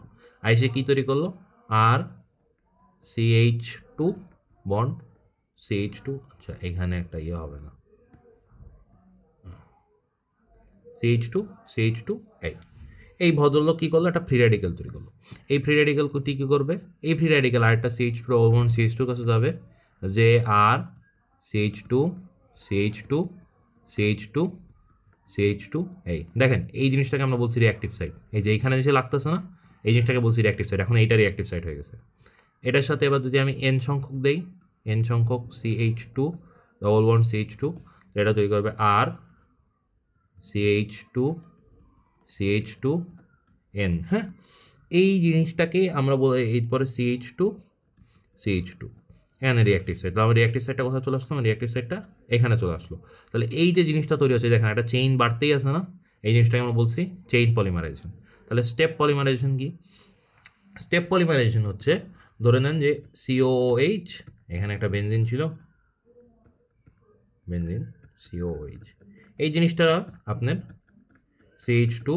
CH2OH adipic acid ethyl glycol. হ্যাঁ, অ্যাডিপিক অ্যাসিড আর ইথাইল গ্লাইকলের মাধ্যমে আমাদের কি তৈরি হয়, একটু যদি খেয়াল করেন, মনে করতে পারেন কিনা আপনারা, দেখাইছি আমরা আবার ফেরত যাই একটু, আপনাদের বেরি করে দিল, আপনাদের মেমোরি ব্যাক আনতে গিয়ে আমি ব্যাক চলে গেলাম, আস্তে আস্তে যাই। হ্যাঁ, দেখেন কি জিনিস, এবার মনে পড়ে একটু, এখনও মনে পড়তেছে না? দেখেন তো, এই যে ড্যাক্রোন, মানে ডেক্রোনের মতো একটা চেহারা না? হ্যাঁ, দেখছেন চেহারাটা একটু ড্যাক্রন ড্যাক্রন টাইপের। তো এই যে জিনিসগুলো তৈরি হচ্ছে এইগুলাকে আমরা হচ্ছে মানে আমরা যদি আমরা ড্যাক্রনের প্রেপে ড্যাক্রনের মনোমারটা দেখাই মানে মনোমারটা দেখাইছিলাম, বাট ড্যাক্রনের মনোমারটায় কীভাবে আসে আমরা ওটা দেখাইনি। তো আমি এই এখন হচ্ছে ড্যাক্রনের মনোমারটা দেখাই দিই, তাহলে আপনাদের ইজি হবে আরও জিনিসগুলো হচ্ছে ক্যাচ করতে। তো ড্যাক্রনের ক্ষেত্রে আমরা হচ্ছে আপনার সাধারণত আপনার হচ্ছে ইথাইল গ্লাইকলকে ডাইমিথাইল টেট্রাফেলেটের সাথে বিক্রিয়া করাই। তো এইখানে হচ্ছে ওরা ডাইমিথাইল টেট্রাফেলেট দেয় নাই, মানে এরা হচ্ছে মানে মিথাইল টেট্রাফেলেট খালি টেট্রাফেলেট ইউজ মানে ডাইমিথাইল টেট্রাফেলেট দেয় নাই, খালি টেট্রাফেলেট ইউজ করছে। হ্যাঁ, তো ডাইমিথাইল টেট্রাফেলেটে মানে যেরকম চেহারা হয় সেটা হচ্ছে এইখানে একটা মিথাইল গ্রুপ থাকে, CH3 গ্রুপ থাকে, এখানে একটা CH3 গ্রুপ থাকে মানে এই হাইড্রোজেনের জায়গায়। তো এটা যদি এরকম হতো CH3 ও সি বেনজিন, এখানে COO CH3, এই জিনিসটা যদি এরকম হতো এটাকে বলতাম ডাইমিথাইল টেট্রাফেলেট, আর এইটা তো হচ্ছে আমার ইথাইল গ্লাইকল। এই দুটা বিক্রিয়া করে আমাদের হচ্ছে সাধারণত ড্যাক্রনের মনোমার তৈরি করে। তো এই জিনিসটাও এই যে আমরা এই যে বিক্রিয়াটা দেখতেছি, এই বিক্রিয়াটার মাধ্যমে কি হবে? এই বিক্রিয়াটার মাধ্যমে আপনার হচ্ছে দেখেন এখান থেকে একটা পানি বের হয়ে যাবে। কনডেনসেশন বা স্টেপ পলিমারাইজেশন সবসময় পানি বের হয়, তাহলে যে কোনো এক জায়গায় পানি বের করেন, এখান দিয়ে পানি বের করা COOH বেনজিন COO, এইখানে CH2OH। হ্যাঁ, এখন কি হবে? এখন আমার যে এই জিনিসটাকে তো হচ্ছে আর একটু সুন্দর করে গুছায় লিখতে হবে না? তো পানি বের করে আমি এটাতে কানেক্ট করে দিয়ে আমি এই জিনিসটাকে এরকম করে আমার ফাইনাল স্টেজে দ্বারা এরকম COO, এখান থেকে একটা H9, ঠিক আছে, এই একটা বেনজিন CO, হ্যাঁ ও, এখান থেকে যে একটা H সরে গেছে, এখানে CH2, ঠিক আছে, এইখান থেকে বন্ড একটা দিকে চলে গেছে, এই একটা বন্ড এখানে চলে গেছে, এইটা চলে গেছে, এটা চলে গেছে। এরপর কী করবে? এখানে আরেকটা CH2 থাকবে, CH2 একটা O থাকবে। হ্যাঁ, এইখান থেকে একটা হাইড্রোজেন, আর এইখান থেকে একটা মনে করেন আপনার হচ্ছে ইয়ে থাকবে না, এরা হচ্ছে এখানে ফাঁকা হাত থাকবে যেন ও হচ্ছে বিক্রিয়া করতে পারে। ঠিক আছে, তো এইটা কিন্তু আমার এখানে আর এখান থেকে আমার একটা পানি বের হয়ে আসবে। So this is a step polymerisation ও কন্ডেনসেশন রিঅ্যাকশন। দেখেন এখানে কয়টা ফাংশনাল গ্রুপ, মেইন যেটা এখানে এ একটা ফাংশনাল গ্রুপ, এ একটা ফাংশনাল গ্রুপ। আচ্ছা, আমাদের স্টেপ পলিমারেশন নাই, বাট ডেফিনেশনটা আছে, আমি এই জন্য ডেফিনেশনটা দেখাই দিলাম। এইবার আমরা আসবো আরেকটা জিনিসে, সেটা হচ্ছে ডিফারেন্স। হ্যাঁ, এই জিনিসটা আমাদের আসতে পারে।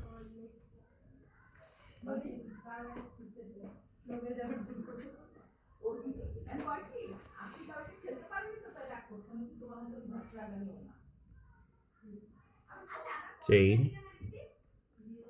স্টেপ। হ্যাঁ, তো এদের মধ্যে মেইন ডিফারেন্সগুলো কী কী আমরা ওইটা নিয়ে আলোচনা করবো, এটা আমাদের একটা কোশ্চেনে আসে।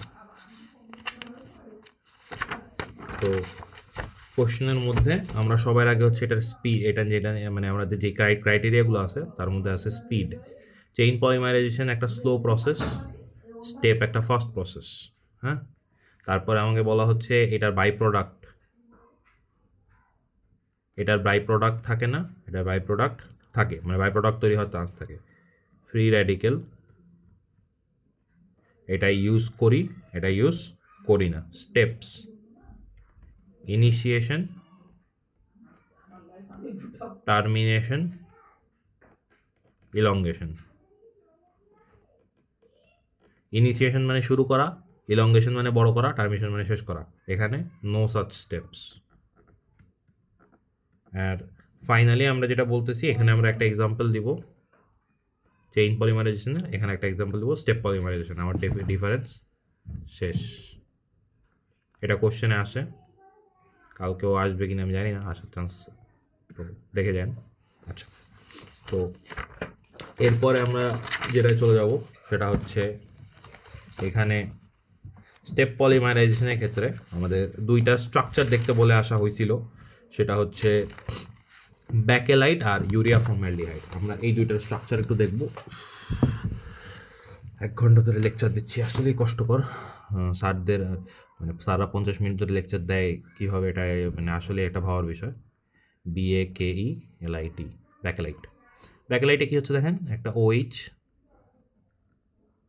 এখানে বিক্রিয়া করছে একটা H CHO এর সাথে, বিক্রিয়া করলে এখানে আমি যেই বাই প্রোডাক্ট মানে বাই প্রোডাক্টটা পাই সেটা এরকম আসে OH CH2 OH।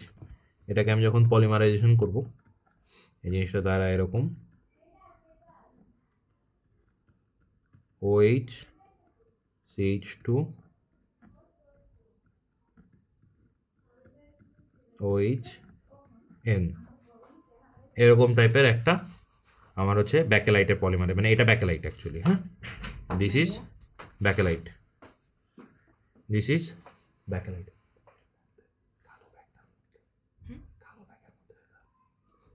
This is Bakelite, ঠিক আছে, দিস ইজ ব্যাকেলাইট। আচ্ছা, এখন আমরা যেটা দেখবো সেটা হচ্ছে ইউরিয়া ফর্মালডিহাইড।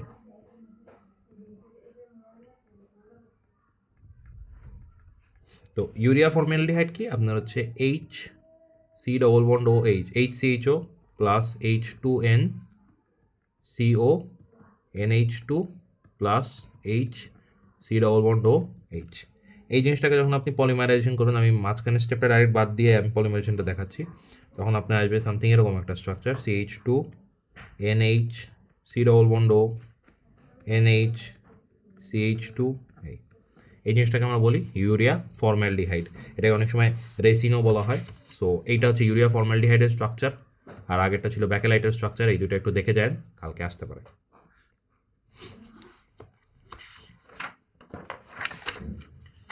হ্যাঁ, এরপরে আমরা হচ্ছে তাহলে চেইন পলিমারাইজেশনের ওগুলো পড়ে ফেলছি। এরপরে আমরা দেখবো চেইন পলিমারাইজেশনের 3টা স্টেপ। চেইন পলিমারাইজেশন কেমনে হয়? চেইন পলিমারাইজেশন হওয়া অনেক সহজ, এটা খুব কঠিন কিছু না।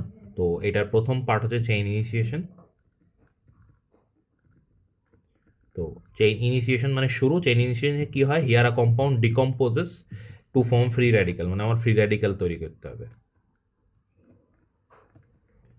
একটা কম্পাউন্ড ভেঙে ফ্রি র্যাডিক্যাল তৈরি হবে আর বিক্রিয়া ইনিশিয়েট করবে, ইনিশিয়েট রিয়াকশন। কন্ডিশন কি? ডিকম্পোজ হতে হবে, ডিকম্পোজ হয়ে ফ্রি র্যাডিক্যাল তৈরি করতে হবে। ফ্রি র্যাডিক্যাল বিক্রিয়া স্টার্ট করবে কিসের সাথে? By addition of monomer, by addition of monomer. Example আমরা বিক্রিয়াটা দেখাই।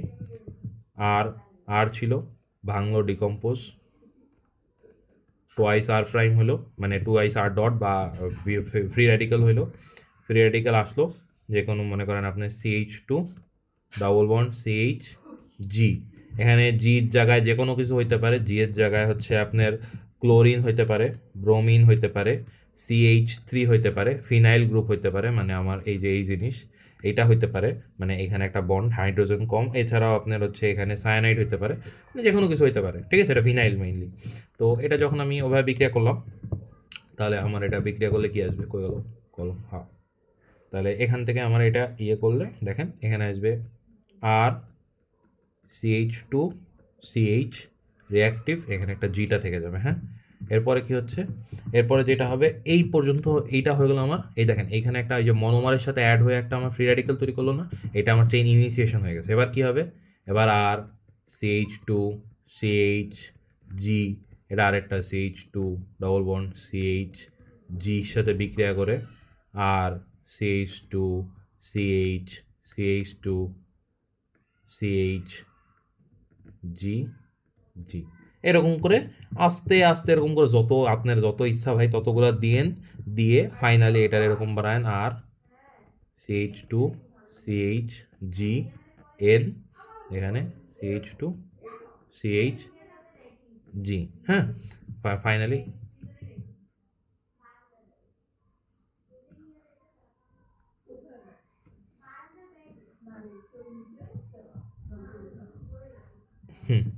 এই জিনিসটা এরকম করে তৈরি হবে। হ্যাঁ, তো এই হয়ে গেল আমার মানে হচ্ছে প্রোপাগেশন। তো চেইন প্রোপাগেশন কি বলছে? Here the chain will propagate by the addition of monomer on the reactive particles, মানে রিয়াক্টিভ সাইট।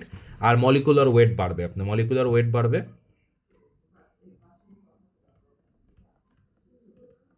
মলিকুলার ওয়েট বাড়বে আর রিয়াক্টিভ সাইটে মনোমার অ্যাড হবে।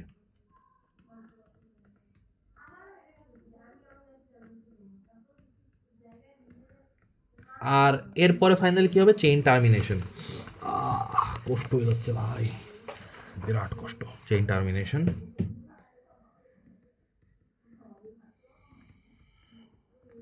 আচ্ছা, তো চেইন টার্মিনেশন সাধারণত দুই ধরনের হয়ে থাকে। এই যে আচ্ছা এইটা যেটা দেখাইতেছি, এই যে মনে করেন এটা যেটা দেখাইতেছি এটা কিন্তু ফুললি আমার ফ্রি র্যাডিক্যালের ক্ষেত্রে, হ্যাঁ।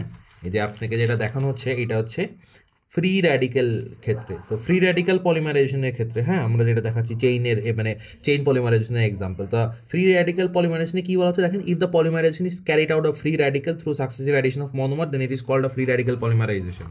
তাহলে পলিমারাইজেশনে কি বলা হচ্ছে যে চেইন ইনিশিয়েশন টার্মিনেশন এগুলো কিন্তু সব ফ্রি র্যাডিক্যাল পলিমারাইজেশনের। এটা কি যে পলিমারাইজেশন যদি ক্যারি আউট হয়, if polyene is carried out by free radical and the chain is propagated with addition of monomer,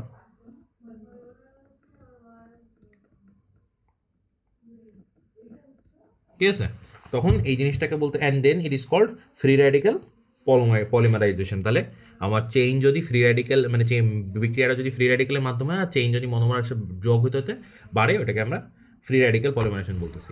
finally আমরা বলবো চেইন টার্মিনেশন। চেইন টার্মিনেশন মানে আমার চেইনটাকে থামাই দেওয়া। এখন চেইনটাকে আমরা দুইটা প্রসেসে থামাইতে পারি। একটা হচ্ছে আপনার সরি আমি এটা ছবি দেখাই, হ্যাঁ আমার কাছে এটা সুন্দর ছবি আছে, ছবিটা দেখাইলেই ভালো হয়। আমি আয়রে পেরে গেছি, আমি এই ছবিটা আমার একদমই খেয়াল ছিল না, খুব সুন্দর একটা ছবি ডাউনলোড করছি আমি। এই যে দেখেন, আমি এই ছবিটা আরও একটু আগে দেখানো উচিত ছিল। তো দেখেন কি বলা হচ্ছে যে আমার steps in conventional free radical polymerization, আমরা ইনিশিয়েশন করছি, প্রোপাগেশন করছি, এবার টার্মিনেশন দেবো। দেখেন মানে ডিঅ্যাক্টিভেশন এটা দুই ধরনের ভাবে মানে চেইন ডিঅ্যাক্টিভেট হওয়া মেইনলি। তো ডিঅ্যাক্টিভেশন দুই ধরনের ভাবে হয়, একটা হচ্ছে টার্মিনেশনের মাধ্যমে আর একটা হচ্ছে চেইন ট্রান্সফারের মাধ্যমে। এবার টার্মিনেশন কি আর চেইন ট্রান্সফার কি? টার্মিনেশন হচ্ছে আপনার বিক্রিয়াটা শেষ হয়ে যাচ্ছে, আর চেইন ট্রান্সফার হচ্ছে আপনি ফ্রি র্যাডিক্যালটাকে আরেকটা জিনিসের কাছে ট্রান্সফার করে দিয়ে আপনি আরেকটা চেইন তৈরি করতেছেন। চেইন ট্রান্সফারের মাধ্যমে আবার রিইনিশিয়েশন হয়, রিইনিশিয়েশন মানে নতুন করে শুরু হওয়া, আর টার্মিনেশন মানে শেষ হয়ে যাবে ওখানে। কম্বিনেশন বা ডিসপ্রপোর্শনের মাধ্যমে আমরা এই দুইটাই দেখাবো। তো আমরা সবাই আগে কম্বিনেশনে আসি, কারণ হচ্ছে মানে এই তারপরে হচ্ছে আমরা কম্বিনেশন পড়বো, এরপরে আমরা ডিসপ্রপোর্শনটাও পড়বো। কম্বিনেশন আর ডিসপ্রপোর্শন পড়ার পরে আমরা ফাইনালি পড়বো হচ্ছে আপনার চেইন ট্রান্সফার কাকে বলে। আমার একটা জিনিস দেখেন, এখানে আমরা নাম দেখলেই বুঝতে পারতেছি যে কী কাহিনী হবে। হ্যাঁ, কম্বিনেশন, কম্বিনেশনে কী বলছে যে কিছু একটা কম্বাইন হবে। তাহলে আমার এটা কই ছিল? আমার এটা ছিল হচ্ছে এই দেখেন, আমার এটা এখানে ছিল যে ফাইনাল স্টেজে এই যে আর CH2 CHGN CH2 এইটা, তাই না? তাহলে আমি এখানে নিলাম 2R CH2 CHG, হ্যাঁ, এখানে CH2 CH। এই জিনিসটা দুইটা যদি থাকে তাহলে মনে করেন একটা আরেকটার সাথে গায়ে, মনে করেন এই একটা ছিল এই একটা ছিল, এরা একটা আরেকটার সাথে গায়ে এরকম করে লেগে গেছে, তাহলে কি আসবে? আর CH2 CHGN CH2 CH, এখানে মনে করেন একটা CH2, তারপরে আবার এই যে যা লাউস কদু ছিল ওটা বিয়ে, মানে দুইটা এরকম করে একসাথে লেগে গেছে। এইভাবে করে আমরা এই জিনিসটাকে স্টপ করে দিচ্ছি, এটাকে বলতেছি আমরা কম্বিনেশন। হ্যাঁ, এবার ডিসপ্রপোর্শন কি? ডিসপ্রপোর্শন দেখেন, ডিসপ্রপোর্শন মনে করেন একটা আর CH2 CHGN CH2 CH, হ্যাঁ, এই একটা আর CH2 CHGN CH2 CH। বলা হচ্ছে একই বিকিরকে যদি একটার হচ্ছে জারণ হয় আর একটা বিজারণ হয়, আমরা ওটাকে ডিসপ্রপোর্শন রিয়াকশন বলি। তাহলে দেখেন এখানে কি হচ্ছে, এইখানে আপনার এই ভদ্রমশাই একটা হাইড্রোজেন সাইডে দেবে, এই ভদ্রমশাই যে কোনো একজন আইদার এ অথবা এ একটা হাইড্রোজেন ছেড়ে দেবে আর একজন একটা হাইড্রোজেন গ্রহণ করবে। মানে একই বিকিরক যদি নিজেই জারক আর নিজেই বিজারক হিসেবে কাজ করে ওটাকে ডিসপ্রপোর্শন রিয়াকশন বলা হয়। এটার মাথার উপরে কম্বিনেশন লেখা কেমনটা লাগে?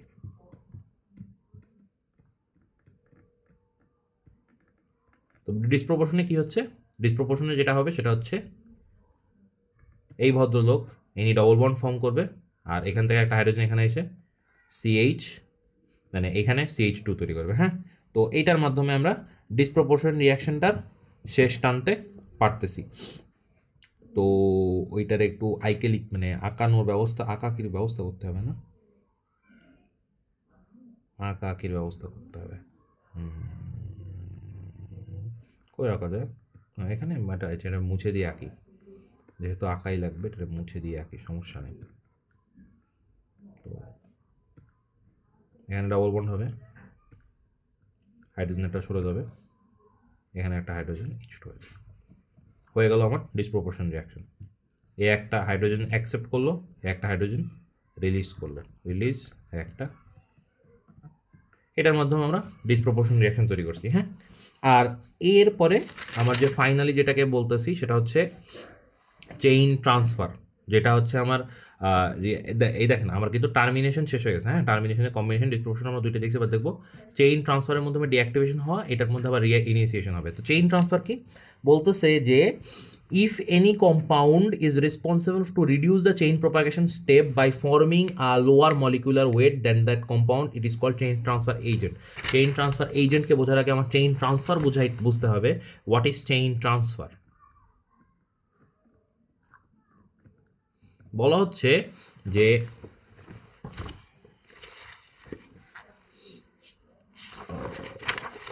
আমার যদি ফ্রি র্যাডিক্যালটাকে আমি যেই চেইনে আছে মনে করেন আর CH2 CHG, এই চেইনে আছে না CH2 CH এখানে আছে, এই ফ্রি র্যাডিক্যালটাকে আমি কোনোভাবে আরেকটা জায়গায় ট্রান্সফার করে দিচ্ছি, তা দিয়ে আমি যদি আমার মানে ইয়েটাকে শেষ করি, তাহলে আমি ওইটাকে বলতেছি চেইন ট্রান্সফার। মানে আমার হচ্ছে ফ্রি র্যাডিক্যালটাকে আমি ট্রান্সফার করে দিচ্ছি।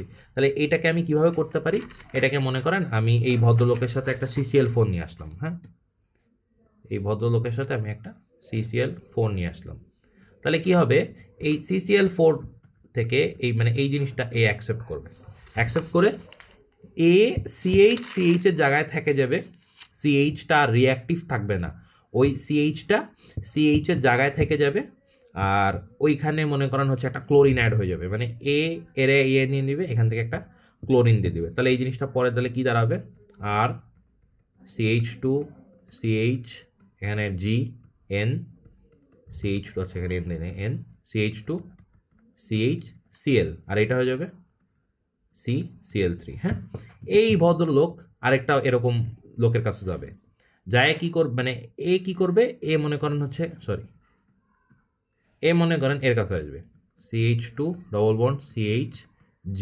হ্যাঁ, এর কাছে এসে ও কি করবে, ও আবার হচ্ছে ওই বিক্রিয়া ঘটাবে, তাহলে এখানে আসবে আপনার Cl3C, এইখানে থাকবে হচ্ছে CH2, এখানে থাকবে CH, এখানে একটা ফ্রি র্যাডিক্যাল, এখানে G, এই জিনিসটা আবার এরকম করে আবার নতুন একটা চেইন তৈরি করবে। তাহলে দেখেন এইখানে কি আমার চেইনটা থামে গেল না, এখানে আমার চেইনটা থামে গেল, আর এই চেইনের যে ফ্রি র্যাডিক্যাল ছিল এটা ট্রান্সফার হয়ে গেল নতুন একটা চেইনে, আর নতুন একটা চেইন তৈরি হলো। এই জিনিসটাকে আমরা বলতেছি চেইন ট্রান্সফার, যে এই চেইন ট্রান্সফারে সাহায্য করে এটাকে বলছে চেইন ট্রান্সফার এজেন্ট। এখন মলিকুলার ওয়েট কমে যাচ্ছে কেন, মলিকুলার ওয়েট কমে যাচ্ছে কারণ দেখেন এটা যদি কম্বিনেশন হইতো তাহলে কি আমি এটা দ্বিগুণ মলিকুলার ওয়েট পাইতাম, আর যদি এটা ডিসপ্রপোর্শনও হইতো তাহলে আমি অনেক বড় প্রপোর্শন পাইতাম। বাট আমার এখানে কি হচ্ছে, আমার এখানে ও এটারে পুরো এখানে যায় থামাই দিচ্ছে, থামাই দিয়ে কি করতেছে, ও এইটারে আরেকটা চেইন তৈরি করতেছে। তাহলে আমার প্রত্যেকটা চেইনের যে অ্যাভারেজ মলিকুলার ওয়েট এটা আমার কমে যাচ্ছে না, এই কারণেই এইটাকে মানে এই যেই জিনিসটা এরকম করে আপনার অ্যাভারেজ মলিকুলার ওয়েটটাকে কমায় দিতে পারে, এটাকে আমরা বলতেছি এটার চেইন ট্রান্সফার এজেন্ট। এইটার একটা আছে, it measures how effectiveness to reduce the molecular weight of a polymer chain. ঠিক আছে, এই চেইন ট্রান্সফার এজেন্টটা আমার হচ্ছে একটা অ্যাভারেজ মলিকুলার ওয়েট রিডিউস করার ইফেক্টিভনেস মেজার করতে সাহায্য করে। এটা যদিও তেমন একটা আসার প্রয়োজনীয় মতো একটা জিনিস না, বা এরকম কোয়েশ্চেন MCQ কোয়েশ্চেন যেহেতু নাই, বাট স্টিল এটা যদি আপনি কোয়েশ্চেনে লিখতে পারেন লিখেন, কোনো সমস্যা নেই, এটা খুব মনে রাখার মতো জিনিস না। তো আমরা চেইন ট্রান্সফার তাহলে আমরা কি লিখবো, চেইন ট্রান্সফারকে আমরা লিখবো, চেইন ট্রান্সফার যে লিখবো যে হচ্ছে when the free radical of a when the deactivation of polymerase propagation is carried out by transferring of the free radical to another chain and by reducing its molecular weight, then it is called chain transfer. Chain transfer agent ki, that the molecule which stops the propagation by transferring the chain to another transferring the free radical to another chain and by lowering the molecular weight, then it is called the chain transfer agent. অথবা এভাবে বলতে পারেন যে if any compound is responsible to reduce the chain propagation step by forming a lower molecular weight, মানে আমার যে molecular ওয়েটটা হওয়ার কথা ছিল তার থেকে কম মলিকুলার ওয়েটের মাধ্যমে যদি আমি প্রোপাগেশন স্টেপটাকে বন্ধ করতে পারি, ওই এজেন্টটাকে আমি চেইন ট্রান্সফার এজেন্ট বলতেছি। যেই পদ্ধতির মাধ্যমে আমি লোয়ার মলিকুলার ওয়েটে চেইন ট্রান্সফার প্রোপাগেশনটাকে অফ করি, মানে পলিমারের প্রোপাগেশনটাকে অফ করি, সেইটাকে আমি বলতেছি চেইন ট্রান্সফার। তাহলে চেইন ট্রান্সফার এজেন্ট, এই দুটো আমরা ক্লিয়ার হইলাম। রিইনিশিয়েশন কীভাবে হচ্ছে এইটাও আমরা ক্লিয়ার হইলাম। এরপরে আমরা হচ্ছে তাহলে আমাদের ফ্রি র্যাডিক্যাল পলিমারাইজেশন শেষ। এরপরে আমরা দেখবো আয়নিক পলিমারাইজেশন। এটা হলে আমাদের টপিক শেষ। আয়নিক পলিমারাইজেশনে বলতেছে when a chain reaction is carried out by a positive or negative ion then it is called ionic polymerization। সেই আগের বিষয় আমরা বলছিলাম chain propagation is carried out by free radical, তাহলে free radical polymerisation carried out by cation অথবা ion, মানে ধনাত্মক ion অথবা ঋণাত্মক ion, it is ionic polymerisation বা আয়নিক পলিমারাইজেশন। হ্যাঁ, এখন এটা দুই ধরনের, একটা ক্যাটায়নিক একটা অ্যানায়নিক। যদি ক্যাটায়নিক হয় তাহলে হচ্ছে পজিটিভ চার্জ বলবেন, অ্যানায়নিক হলে নেগেটিভ চার্জ বলবেন, ঠিক আছে? তো ক্যাটায়নিকের মধ্যে আমরা কি দেখি? ক্যাটায়নিকের মধ্যে দেখি আমরা হচ্ছে H2SO4 BF3 অথবা AlCl3 এর মতো কিছু পসিবল আয়ন ডোনেটর লাগে। BF3 AlCl3 অথবা H2SO4 এরকমের মতো কিছু পজিটিভ আয়ন ডোনেটর লাগে। এরা পজিটিভ আয়ন ডোনেটর। এরা সাধারণত লুইস অ্যাসিডের কাজ কি? এরা হচ্ছে দুটো ইলেকট্রন পেয়ার গ্রহণ করে। হ্যাঁ, এরা হচ্ছে ইলেকট্রন পেয়ার গ্রহণ করে বা ইলেকট্রন জোড় গ্রহণ করার মাধ্যমে এরা হচ্ছে পজিটিভ আয়ন তৈরি করে। সো এই জন্য এটাকে বলা হচ্ছে যে পজিটিভ আয়ন ডোনেটর। এবার মেকানিজমটা কি? হ্যাঁ, মেকানিজমটা আমি দেখাই। মেকানিজমটা আমার কাছে খুব সুন্দর করে ছবি আছে। আমি আর এটারে আমার বিস্ত্রি হাতের লেখা দিয়ে আপনাদের দেখাবো না। অনেক কষ্ট করেছি আপনাদের জন্য, আপনার সিটিতে ভালো করলেই আমি সার্থক।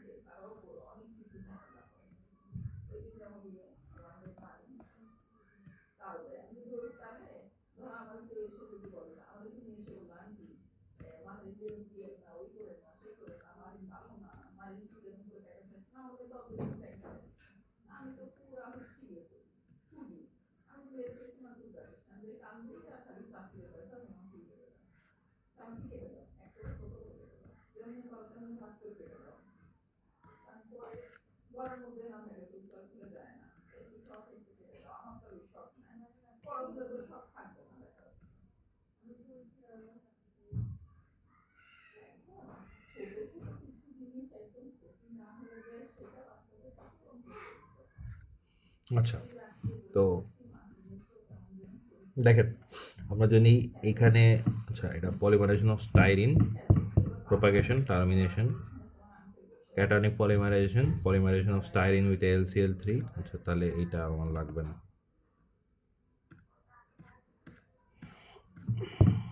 তো আমরা ওইটার আগে একটু ক্যাটায়নিক পলিমারাইজেশনটা দেখবো। বেসিক ক্যাটায়নিক পলিমারাইজেশন দেখে তারপর আমরা স্টাইরিনেরটা দেখবো। তো প্রথমে যেটা হয় যে প্রথমে আমার ইনিশিয়েশন হয় যে কোনো, আমরা কি বলছি যে চেইন ট্রান্সফারে 3টা স্টেপ আছে। তাহলে ইনিশিয়েশন সবার আগে হবে। ইনিশিয়েশনের সময় আমরা এরপর টার্মিনেশন দেখব, মানে ইনিশিয়েশন, প্রোপাগেশন, এরপর টার্মিনেশন। তাহলে ইনিশিয়েশনে কি হচ্ছে? ইনিশিয়েশনে মনে করেন আপনার BF3 আছে। হ্যাঁ, এই BF3 সাধারণত পানি এখানে কো ক্যাটালিস্ট হিসেবে কাজ করে বা সহ আপনার প্রভাবক হিসেবে কাজ করে। এই কো ক্যাটালিস্ট পানি হিসেবে কাজ করে, এগুলো লিখে রাখেন একটু, আমি কষ্ট করে লিখতেছি না। তো এইটা কি হলো আপনার, এখানে H+ তৈরি হলো আর এখানে BF3OH- তৈরি হলো। এই BF3OH- ভদ্রলোক এসে মনে করেন আপনার হচ্ছে CH3 C double bond CH2 CH3 আছে। হ্যাঁ, এর সাথে এই ভদ্রলোক বিক্রিয়া করলো, এরা এসে গুঁতো দিল। তো এরা যখন গুঁতোবে তখন কিসে তৈরি হবে দেখেন তো? CH3 CH3 প্লাস, মানে এর এখানে এই বন্ধনটা ভেঙে যাবে। ভেঙে যায়, ওই ইলেকট্রনরে নিয়ে চলে যাবে। এখানে প্লাস তৈরি হবে, আর একটা হাইড্রোজেন দিয়ে দেবে, একটা হাইড্রোজেনের ভদ্রলোকটা ডোনেট করে দেবে, আর এখানে তৈরি হবে, এর সাথে প্লাস তৈরি হবে, আর এখানে BF3OH মাইনাস, এই জিনিসটা এখানে লেগে যাবে। এরপরে যেটা হবে সেটা হচ্ছে এই যে আপনার একটা প্লাস চার্জ তৈরি হলো না, এই প্লাস চার্জটা মানে এই আপনার হচ্ছে, আমি এই জিনিসটাকে সরি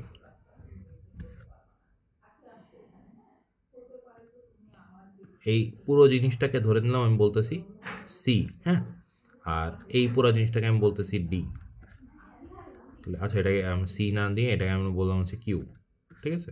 তাহলে মনে করেন এই কিউ আর এখানে ডি ছিল, হ্যাঁ, কিউ আর ডি ছিল, কিউ আর ডি এর সাথে আমি আরেকটা CH2 সি CH3 নিয়ে আসছি। যখন এরা বিক্রিয়া করবে, এরা বিক্রিয়া করলে কী তৈরি হবে বলেন তো? এরা বিক্রিয়া করলে আপনার সেই কিউ এর জায়গায় থাকবে, তার সাথে একটা সি, ঠিক আছে, H2, মানে এখান থেকে একটা হাত ভেঙে কিউ এর সাথে যোগ হয়ে যাবে, একটা কার্বন, এখানে একটা CH3, এখানে একটা CH3, আর এই পজিটিভ চার্জটা বেঁচে থাকবে। এরকম করে এই জিনিসটা আরেকটা এটার সাথে বিক্রিয়া করবে। এরকম করে চেইন বড় হইতে হইতে হইতে আলটিমেটলি এই জিনিসটা এরকম দাঁড়াবে, CH3 CH3 CH3 CH2 CH3 CH3, এখানে একটা N, এখানে CH2 CH3 আর এখানে ডি মানে কি? ডি মানে হচ্ছে আমার BF3OH মাইনাস। সো এই জিনিসটা আমার টোটাল প্রোপাগেশন স্টেপ হইলো, হ্যাঁ, মানে একটা ওই যে পজিটিভ আয়ন আছে না, পজিটিভ আয়নের কারণে আমার এই বন্ধনটা ভাঙবে। আগেরবার ফ্রি রেডিক্যালের কারণে ভাঙছিল, এবার পজিটিভ আয়নের কারণে এই বন্ধনগুলো ভেঙে একটার সাথে একটা যোগ হইতেই থাকবে। তাহলে এই প্রোপাগেশনটা হয়ে গেল। এরপর টার্মিনেশন কি হবে? টার্মিনেশন দুইভাবে হতে পারে, একটা হচ্ছে আয়ন পেয়ার প্রিসিপিটেশন, আর একটা হতে পারে কাপলিং, ঠিক আছে। তো আমরা দুইটাই দেখব। প্রথমে আমরা দেখব ion pair precipitation. Ion pair প্রিসিপিটেশনে কি হয়?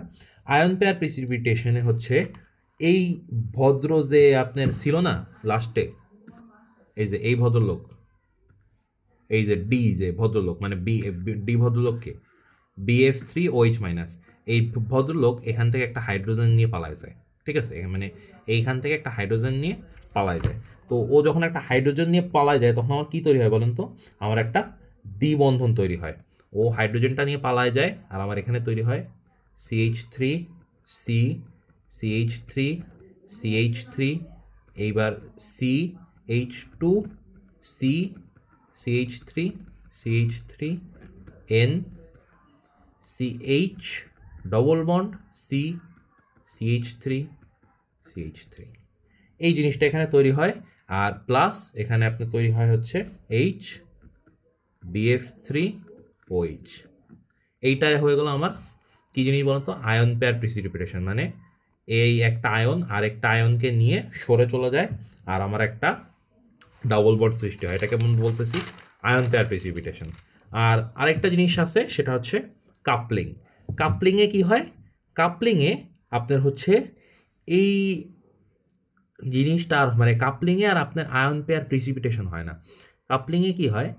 এর জায়গায় থাকে, কাপলিংটা দেখে আমি এবার, কাপলিংয়ে এর জায়গায় থাকে, এখানে এইটাই থাকে। এখানে কি ছিল? BF3OH মাইনাস, আর এখানে একটা প্লাস ছিল না? হয় কি, এই OH মাইনাসটা যায় এখানে লেগে যায়, তাহলে কি তৈরি হয়? আপনার এখানে একটা OH যোগ হয়, প্লাস BF3 থাকে, ঠিক আছে। তো কাপলিংয়ে আপনার এই জিনিসটা কারণে আমার হচ্ছে একটা OH চলে আসতেছে, আর আমার ওইখানে হচ্ছে BF3 তৈরি হচ্ছে, ঠিক আছে। তো আয়ন পেয়ার প্রিসিপিটেশনে কি হচ্ছে? আমার একটা ডাবল বন্ড টার্মিনেট হয়ে যাচ্ছে, মানে আমার ডাবল বন্ড এসে আমার হচ্ছে একটা H প্লাস। তো আমার আয়ন পেয়ার প্রিসিপিটেশনে আরেকটা যে ব্যাপারটা আছে, সেটা হচ্ছে আয়ন পেয়ার প্রিসিপিটেশনে আপনার হচ্ছে মানে একটা H প্লাস সরে যাচ্ছে, হ্যাঁ। আয়ন পেয়ার প্রিসিপিটেশন যখন হচ্ছিল, আমার একটা H প্লাস সরে যাচ্ছিল, একটা H প্লাস BF3OH গ্রহণ করতেছিল, BF3OH এই H প্লাস গ্রহণ করার মাধ্যমে আপনার আয়ন পেয়ার প্রিসিপিটেশন করতেছিল। আর একই জায়গায় যখন আপনার হচ্ছে কাপলিং হচ্ছে, কাপলিংয়ে কী হচ্ছে, কাপলিংয়ে আমি ওইচটাকে এখানে দিয়ে দিচ্ছি, আমি এখান থেকে একটা BF3 আমার আলাদাভাবে সরে যাচ্ছে, আমি এই জিনিসটাকেই বলতেছি কাপলিং।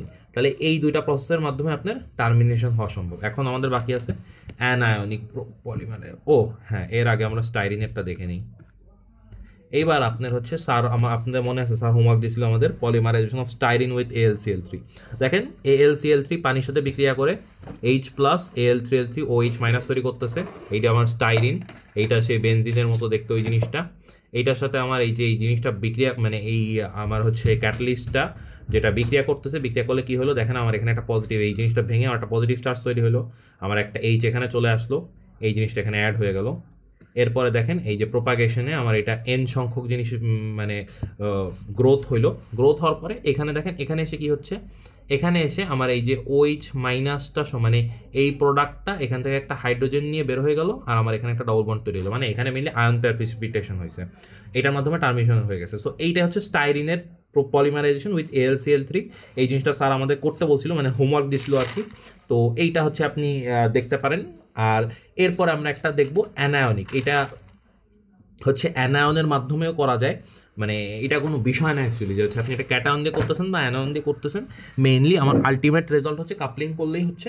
এরপরে ফাইনালি আমার হচ্ছে অ্যানায়নিক মানে পলিমারাইজেশনটা আছে, এটা করলে আমাদের আজকে সিলেবাস শেষ। অনেক বড় ভিডিও হয়ে যাচ্ছে, 1 ঘন্টা 30 মিনিটের। আমি অ্যানায়নিক পলিমারাইজেশনটা যত ছোটো করে সম্ভব করে ছেড়ে দেওয়ার চেষ্টা করব। অ্যানায়নিক পলিমারাইজেশনের জানার আগে আমার একটা জিনিস জানতে হবে, সেটা হচ্ছে লিভিং পলিমারাইজেশন।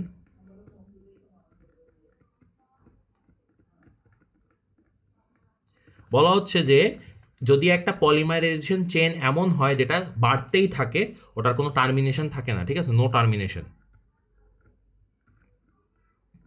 এটা কোনো টার্মিনেশন থাকে না, তখন সেটাকে আমরা বলতেছি লিভিং পলিমারাইজেশন।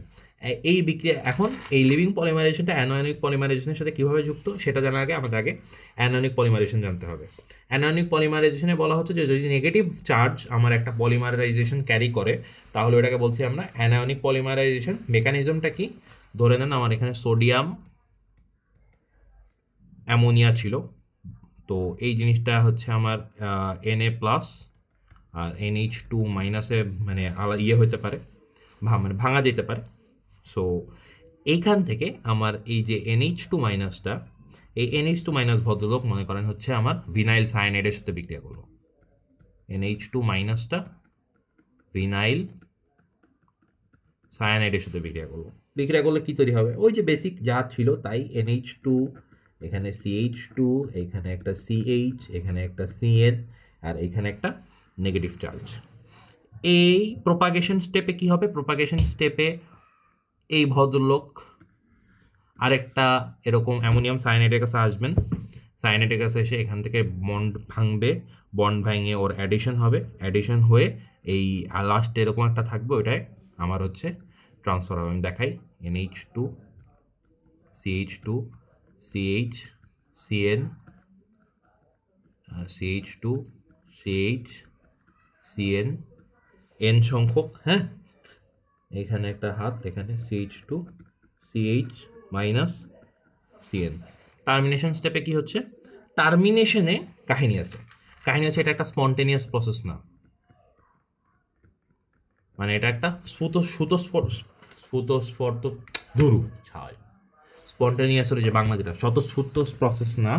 সো এখানে কি হয়, এখানে হচ্ছে আপনার এই জিনিসটা ততক্ষণ পর্যন্ত চলতে থাকে যতক্ষণ পর্যন্ত আপনার এখানে মনোমার আছে, মানে আমার মনোমারের কনসেন্ট্রেশন যতক্ষণ না পর্যন্ত জিরো হচ্ছে, মনোমার কনসেন্ট্রেশন যতক্ষণ না পর্যন্ত জিরো হয়ে যাচ্ছে ততক্ষণ পর্যন্ত আমার পলিমারাইজেশন চলতে থাকবে, পলিমারাইজেশন চলতে থাকবে। এই জন্য এটাকে বলা হচ্ছে লিভিং পলিমার, মানে এটা নিজের থেকে কোনো টার্মিনেট হয় না, মানে এটা আয়ন পেয়ার প্রেসিপিটেশনও হয় না, এটার কাপেলিংও হয় না, এই জিনিসটা খাইতেই থাকবে যতক্ষণ পর্যন্ত কনসেন্ট্রেশন আছে, ততক্ষণ পর্যন্ত এটা খাইতেই থাকবে।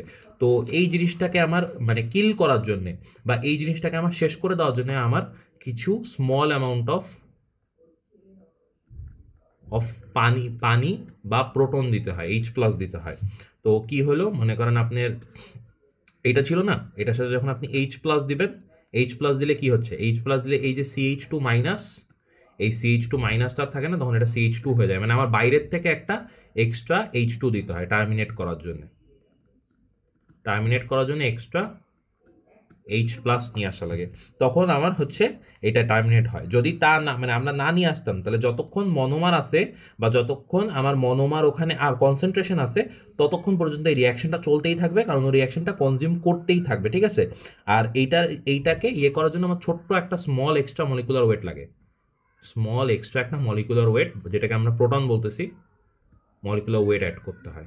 এটার মাধ্যমে আমরা এটাকে টার্মিনেট করতে পারতেছি। সো এই জন্যেই আমার, যেহেতু আমার এই জিনিসটা আমি যদি ওই যে এক্সট্রা মলিকুলার ওয়েটটা না আসি, এই জিনিসটা রিয়াকশনটা চলতেই থাকবে। এই জন্য এটা লিভিং পলিমারাইজেশনের যে ডেফিনেশন ছিল, এই ডেফিনেশনটা মানে নো টার্মিনেশন, এই ডেফিনেশনটা ফলো করে বলে এটাকে লিভিং পলিমারাইজেশন বলে। এবার আমরা কোশ্চেন অ্যানালাইসিসে চলে যাব। আমরা কোশ্চেন অ্যানালাইসিস করার সময় দেখব যে আমরা সব কোশ্চেনেরই অ্যান্সার দিছি যথারীতি। রুলস অ্যান্ড রেগুলেশনস সামুরার এখানে সিএইচ টেক্সটাইল, হ্যাঁ কমপ্লিট পিডিএফ। আচ্ছা ইয়েও পিডিএফ দিয়ে দিছে, আমি এক্সট্রিমলি সরি, আমার অনেক দেরি হয়ে গেছে এটা। আচ্ছা সিটি কোয়েশ্চেন দেখেন কি বলতেছে, আমরা যদি একটু খেয়াল করি, আমার প্রথমেই বলতেছে যে হচ্ছে, হ্যাঁ এইটা আসবে, হ্যাঁ আমার প্রথমেই বলতেছে যে পলিমার কি বলছি আমরা, মনোমার কি বলছি আমরা, রিপিটিং ইউনিট কি বলছি আমরা। আচ্ছা তারপরে আমরা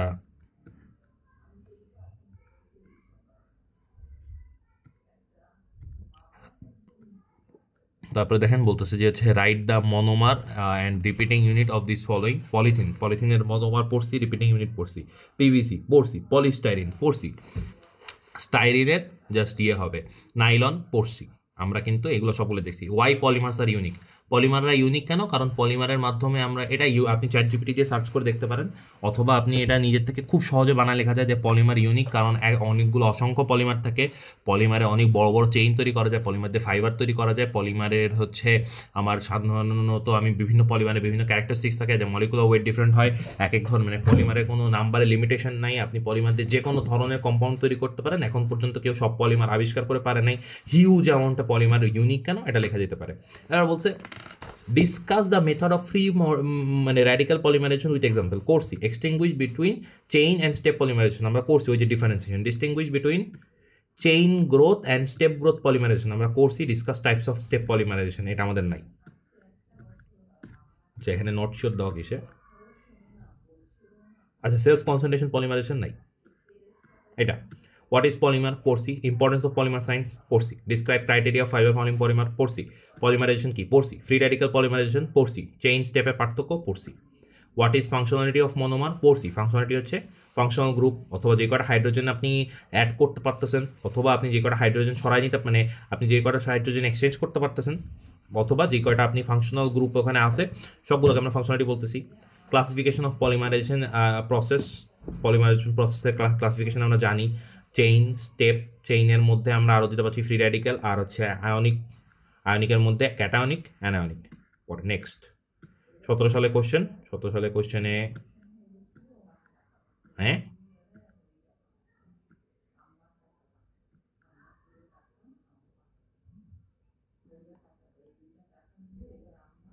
আচ্ছা 17 সালে কোশ্চেনে আমাদের এই সিলেবাসের মধ্যে কিছু নাই। 1800 হোমোপলিমার কি, হোমোপলিমার হচ্ছে সেই পলিমার যেই পলিমারে একটাই সিঙ্গেল মনোমারিক ইউনিট থাকবে। কোপলিমার কি, কোপলিমারে হচ্ছে সেই পলিমার যেখানে হচ্ছে দুইটা ফাংশনাল গ্রুপ থাকবে বা দুই টাইপের মনোমার থাকবে। এট্যাকটিভ পলিমার কি, এট্যাকটিভ পলিমারটা আমাদের লাগবে না, এটা আমাদের পলিমারের ক্লাসিফিকেশন, এটা নাইব স্যারের সিলেবাসের মধ্যে। ডিফারেন্সিয়েট বিটুইন মনোমার পলিমার পড়াইছি, মানে বলছি, সরি পড়াইছি না বলছি। তারপরে রাইট মনোমার পিভিসি, পলিইথারটা জাস্ট ইথার থেকে পলিইথার তৈরি হবে, পলিথিন এইটার রিপিটিং ইউনিট আর ইয়ে তৈরি করতে পারবো আমরা সবাই, ইথারের ফিগার জানি, ওটা থেকে পলিইথার তৈরি করতে হবে। What is nylon 6 how this is form দেখাইছি, ক্যাটায়নিক পলিমারাইজেশন দেখাইছি, ক্লাসিফিকেশন অফ পলিকন্ডেনসেশন লাগবে না। What is functionality, right now the number of the functional groups, এখান থেকে আমরা ফাংশনাল গ্রুপগুলো লিখতে পারবো, নো প্রবলেম। আচ্ছা এরপরে এগুলো আপনার বাসায় একটু এক্সারসাইজ করে নেবেন, তারপর যদি কারো সমস্যা আমার বলবেন। তারপরে দেখেন হোয়াট ইজ কোপলিমার আমরা জানি, এরপরে আমরা এটাই চলে যাব। হোয়াট ম্যানুফ্যাকচারিং অফ নাইলন 6 দেখছি, নাইলন 6 আর নাইলন 6 এর মধ্যে পার্থক্য এটাও আমরা দেখছি যে নাইলন 6 এর জিনিস আলাদা, নাইলন 6 তৈরি হয় একটা জিনিস দিয়ে, নাইলন 6 তৈরি হয় সম্পূর্ণ আলাদা জিনিস দিয়ে। আচ্ছা, নাইলন 6 কি দিয়ে তৈরি হয় বলুন তো? ক্যাপ্রোল্যাক্টম। আর নাইলন 6 আপনার হচ্ছে হেক্সা মিথাইল ডায়ামাইন আর হচ্ছে আপনার অ্যাডিপিক অ্যাসিড, তাই তো? হেক্সা মিথাইল ডায়ামাইন আর COOH CH2 4 COOH, তাই তো মনে আছে, ভুল হওয়ার কথা না। চেক করে নিন। ইলাস্টোমার কি এটা আমরা পড়ছি, ইলাস্টোমারিক ফাইবার আমাদের লাগবে না। পলিমার কি, পলিমারের ইম্পর্টেন্স কি, ডিপি কি, ডিগ্রি অফ পলিমারাইজেশন, তারপরে হচ্ছে রিপিটিং ইউনিট কি, এন্ড গ্রুপ কয়টা, এন্ড গ্রুপ আমাদের লাগবে না। তারপরে how does fibre forming polymer can be differentiate from ordinary substance. এইটা হচ্ছে আমরা জানি যে ফাইবার ফর্মিং পলিমারের ক্রাইটেরিয়া থেকেই আমরা এটা বলতে পারবো।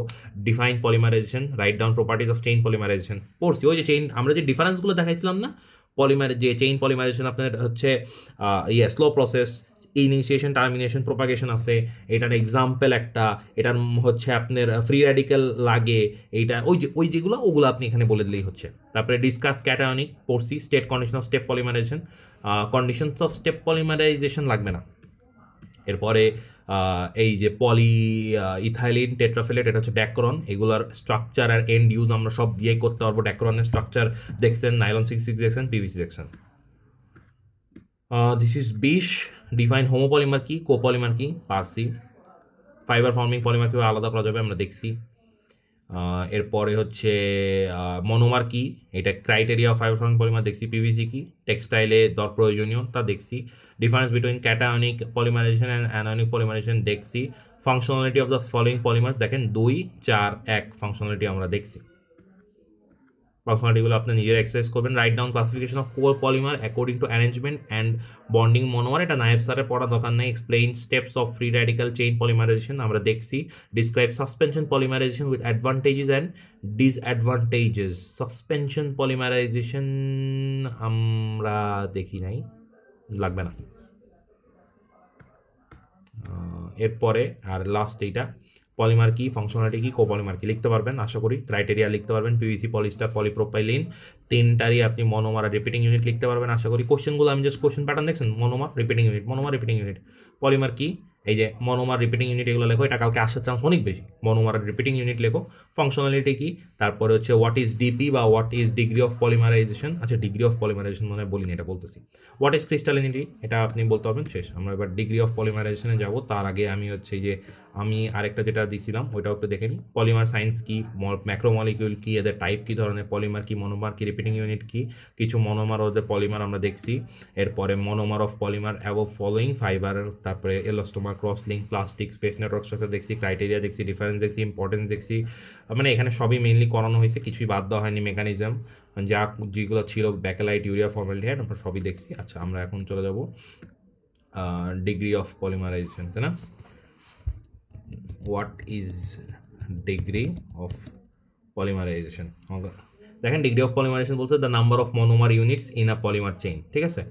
তো যদি হচ্ছে আপনার এইটা একটা সিঙ্গেল ধরনের মানে মনোমার থাকে, তাহলে এইটাকে হচ্ছে আমরা বলতেছি, কিনি বলে হচ্ছে 1 ডিগ্রি বলা হয়। যদি 2-3 ধরনের থাকে তাহলে ওইটাকে হচ্ছে আমার হচ্ছে কিনি বলা হয়, মানে 2 ডিগ্রি বলা হয়। এরকম করে আমরা যদি মানে এটা আমাদের খুব বেশি মানে পড়াশোনার নাই এখানে। যদি আপনি এই যে দেখেন, এই যে এখানে বলছে some authors however define DP as the number of repeat units for copolymers. The repeat unit may not be identical to the monomeric unit, for example nylon 6। বহুত গ্যাঞ্জাম আছে, এত কিছু আমাদের জানা লাগবে না। জাস্ট আপনি এতটুকু জানলেই হচ্ছে যে DP is the number of monomer units in a macromolecule, এতটুকু জানলেই হচ্ছে। এটা নিয়ে খুব বেশি ঘাটাঘাটি করা লাগবে না। যদি কালকে 1 মার্কের দেয়, এটা 1-2 বার রিপিট হয়েছে, সো এটা ছাড়া ওইভাবে লাগার কথা না। সো 8 দিয়ে আমাদের মনে করেন পড়া শেষ। এখন আমি ফাইনালি বলি যে আমি এখানে যে পড়াইছি এটা 100% যে কারেক্ট তাও না। আপনি স্যারের লেকচার দেখবেন অবশ্যই, তামজিদ ভাই যেটা দিছে শিট ওটা দেখবেন, ওনার চেহারা আলাদা, এত সুন্দর একটা চেহারা আছে, ওটা দেখবেন অবভিয়াসলি। অ্যান্ড এটা 100% কারেক্ট বা 100% এখান দিয়ে কোশ্চেন আসবে এরকম কোনো গ্যারেন্টি নেই। But I hope this helps. কোনো যদি ভুল থাকে ওটার জন্য আমি দায়ী না। আপনি যদি এখান থেকে কোনো অবশ্যই যা পড়াইছি প্রত্যেকটা বইয়ের সাথে চেক করবেন, কোনো ভুল থাকতেই পারে। 95 মানে ভুল হওয়ার চান্স অনেক বেশি। যদি কোনো ভুল থাকে ওটা আমাকে জানাবেন অবশ্যই। আর কোনো ভুল থাকলে ওটার জন্য কর্তৃপক্ষ দায়ী না। থ্যাংক ইউ, সালামু আলাইকুম এতক্ষণ আমার সাথে থাকার জন্য।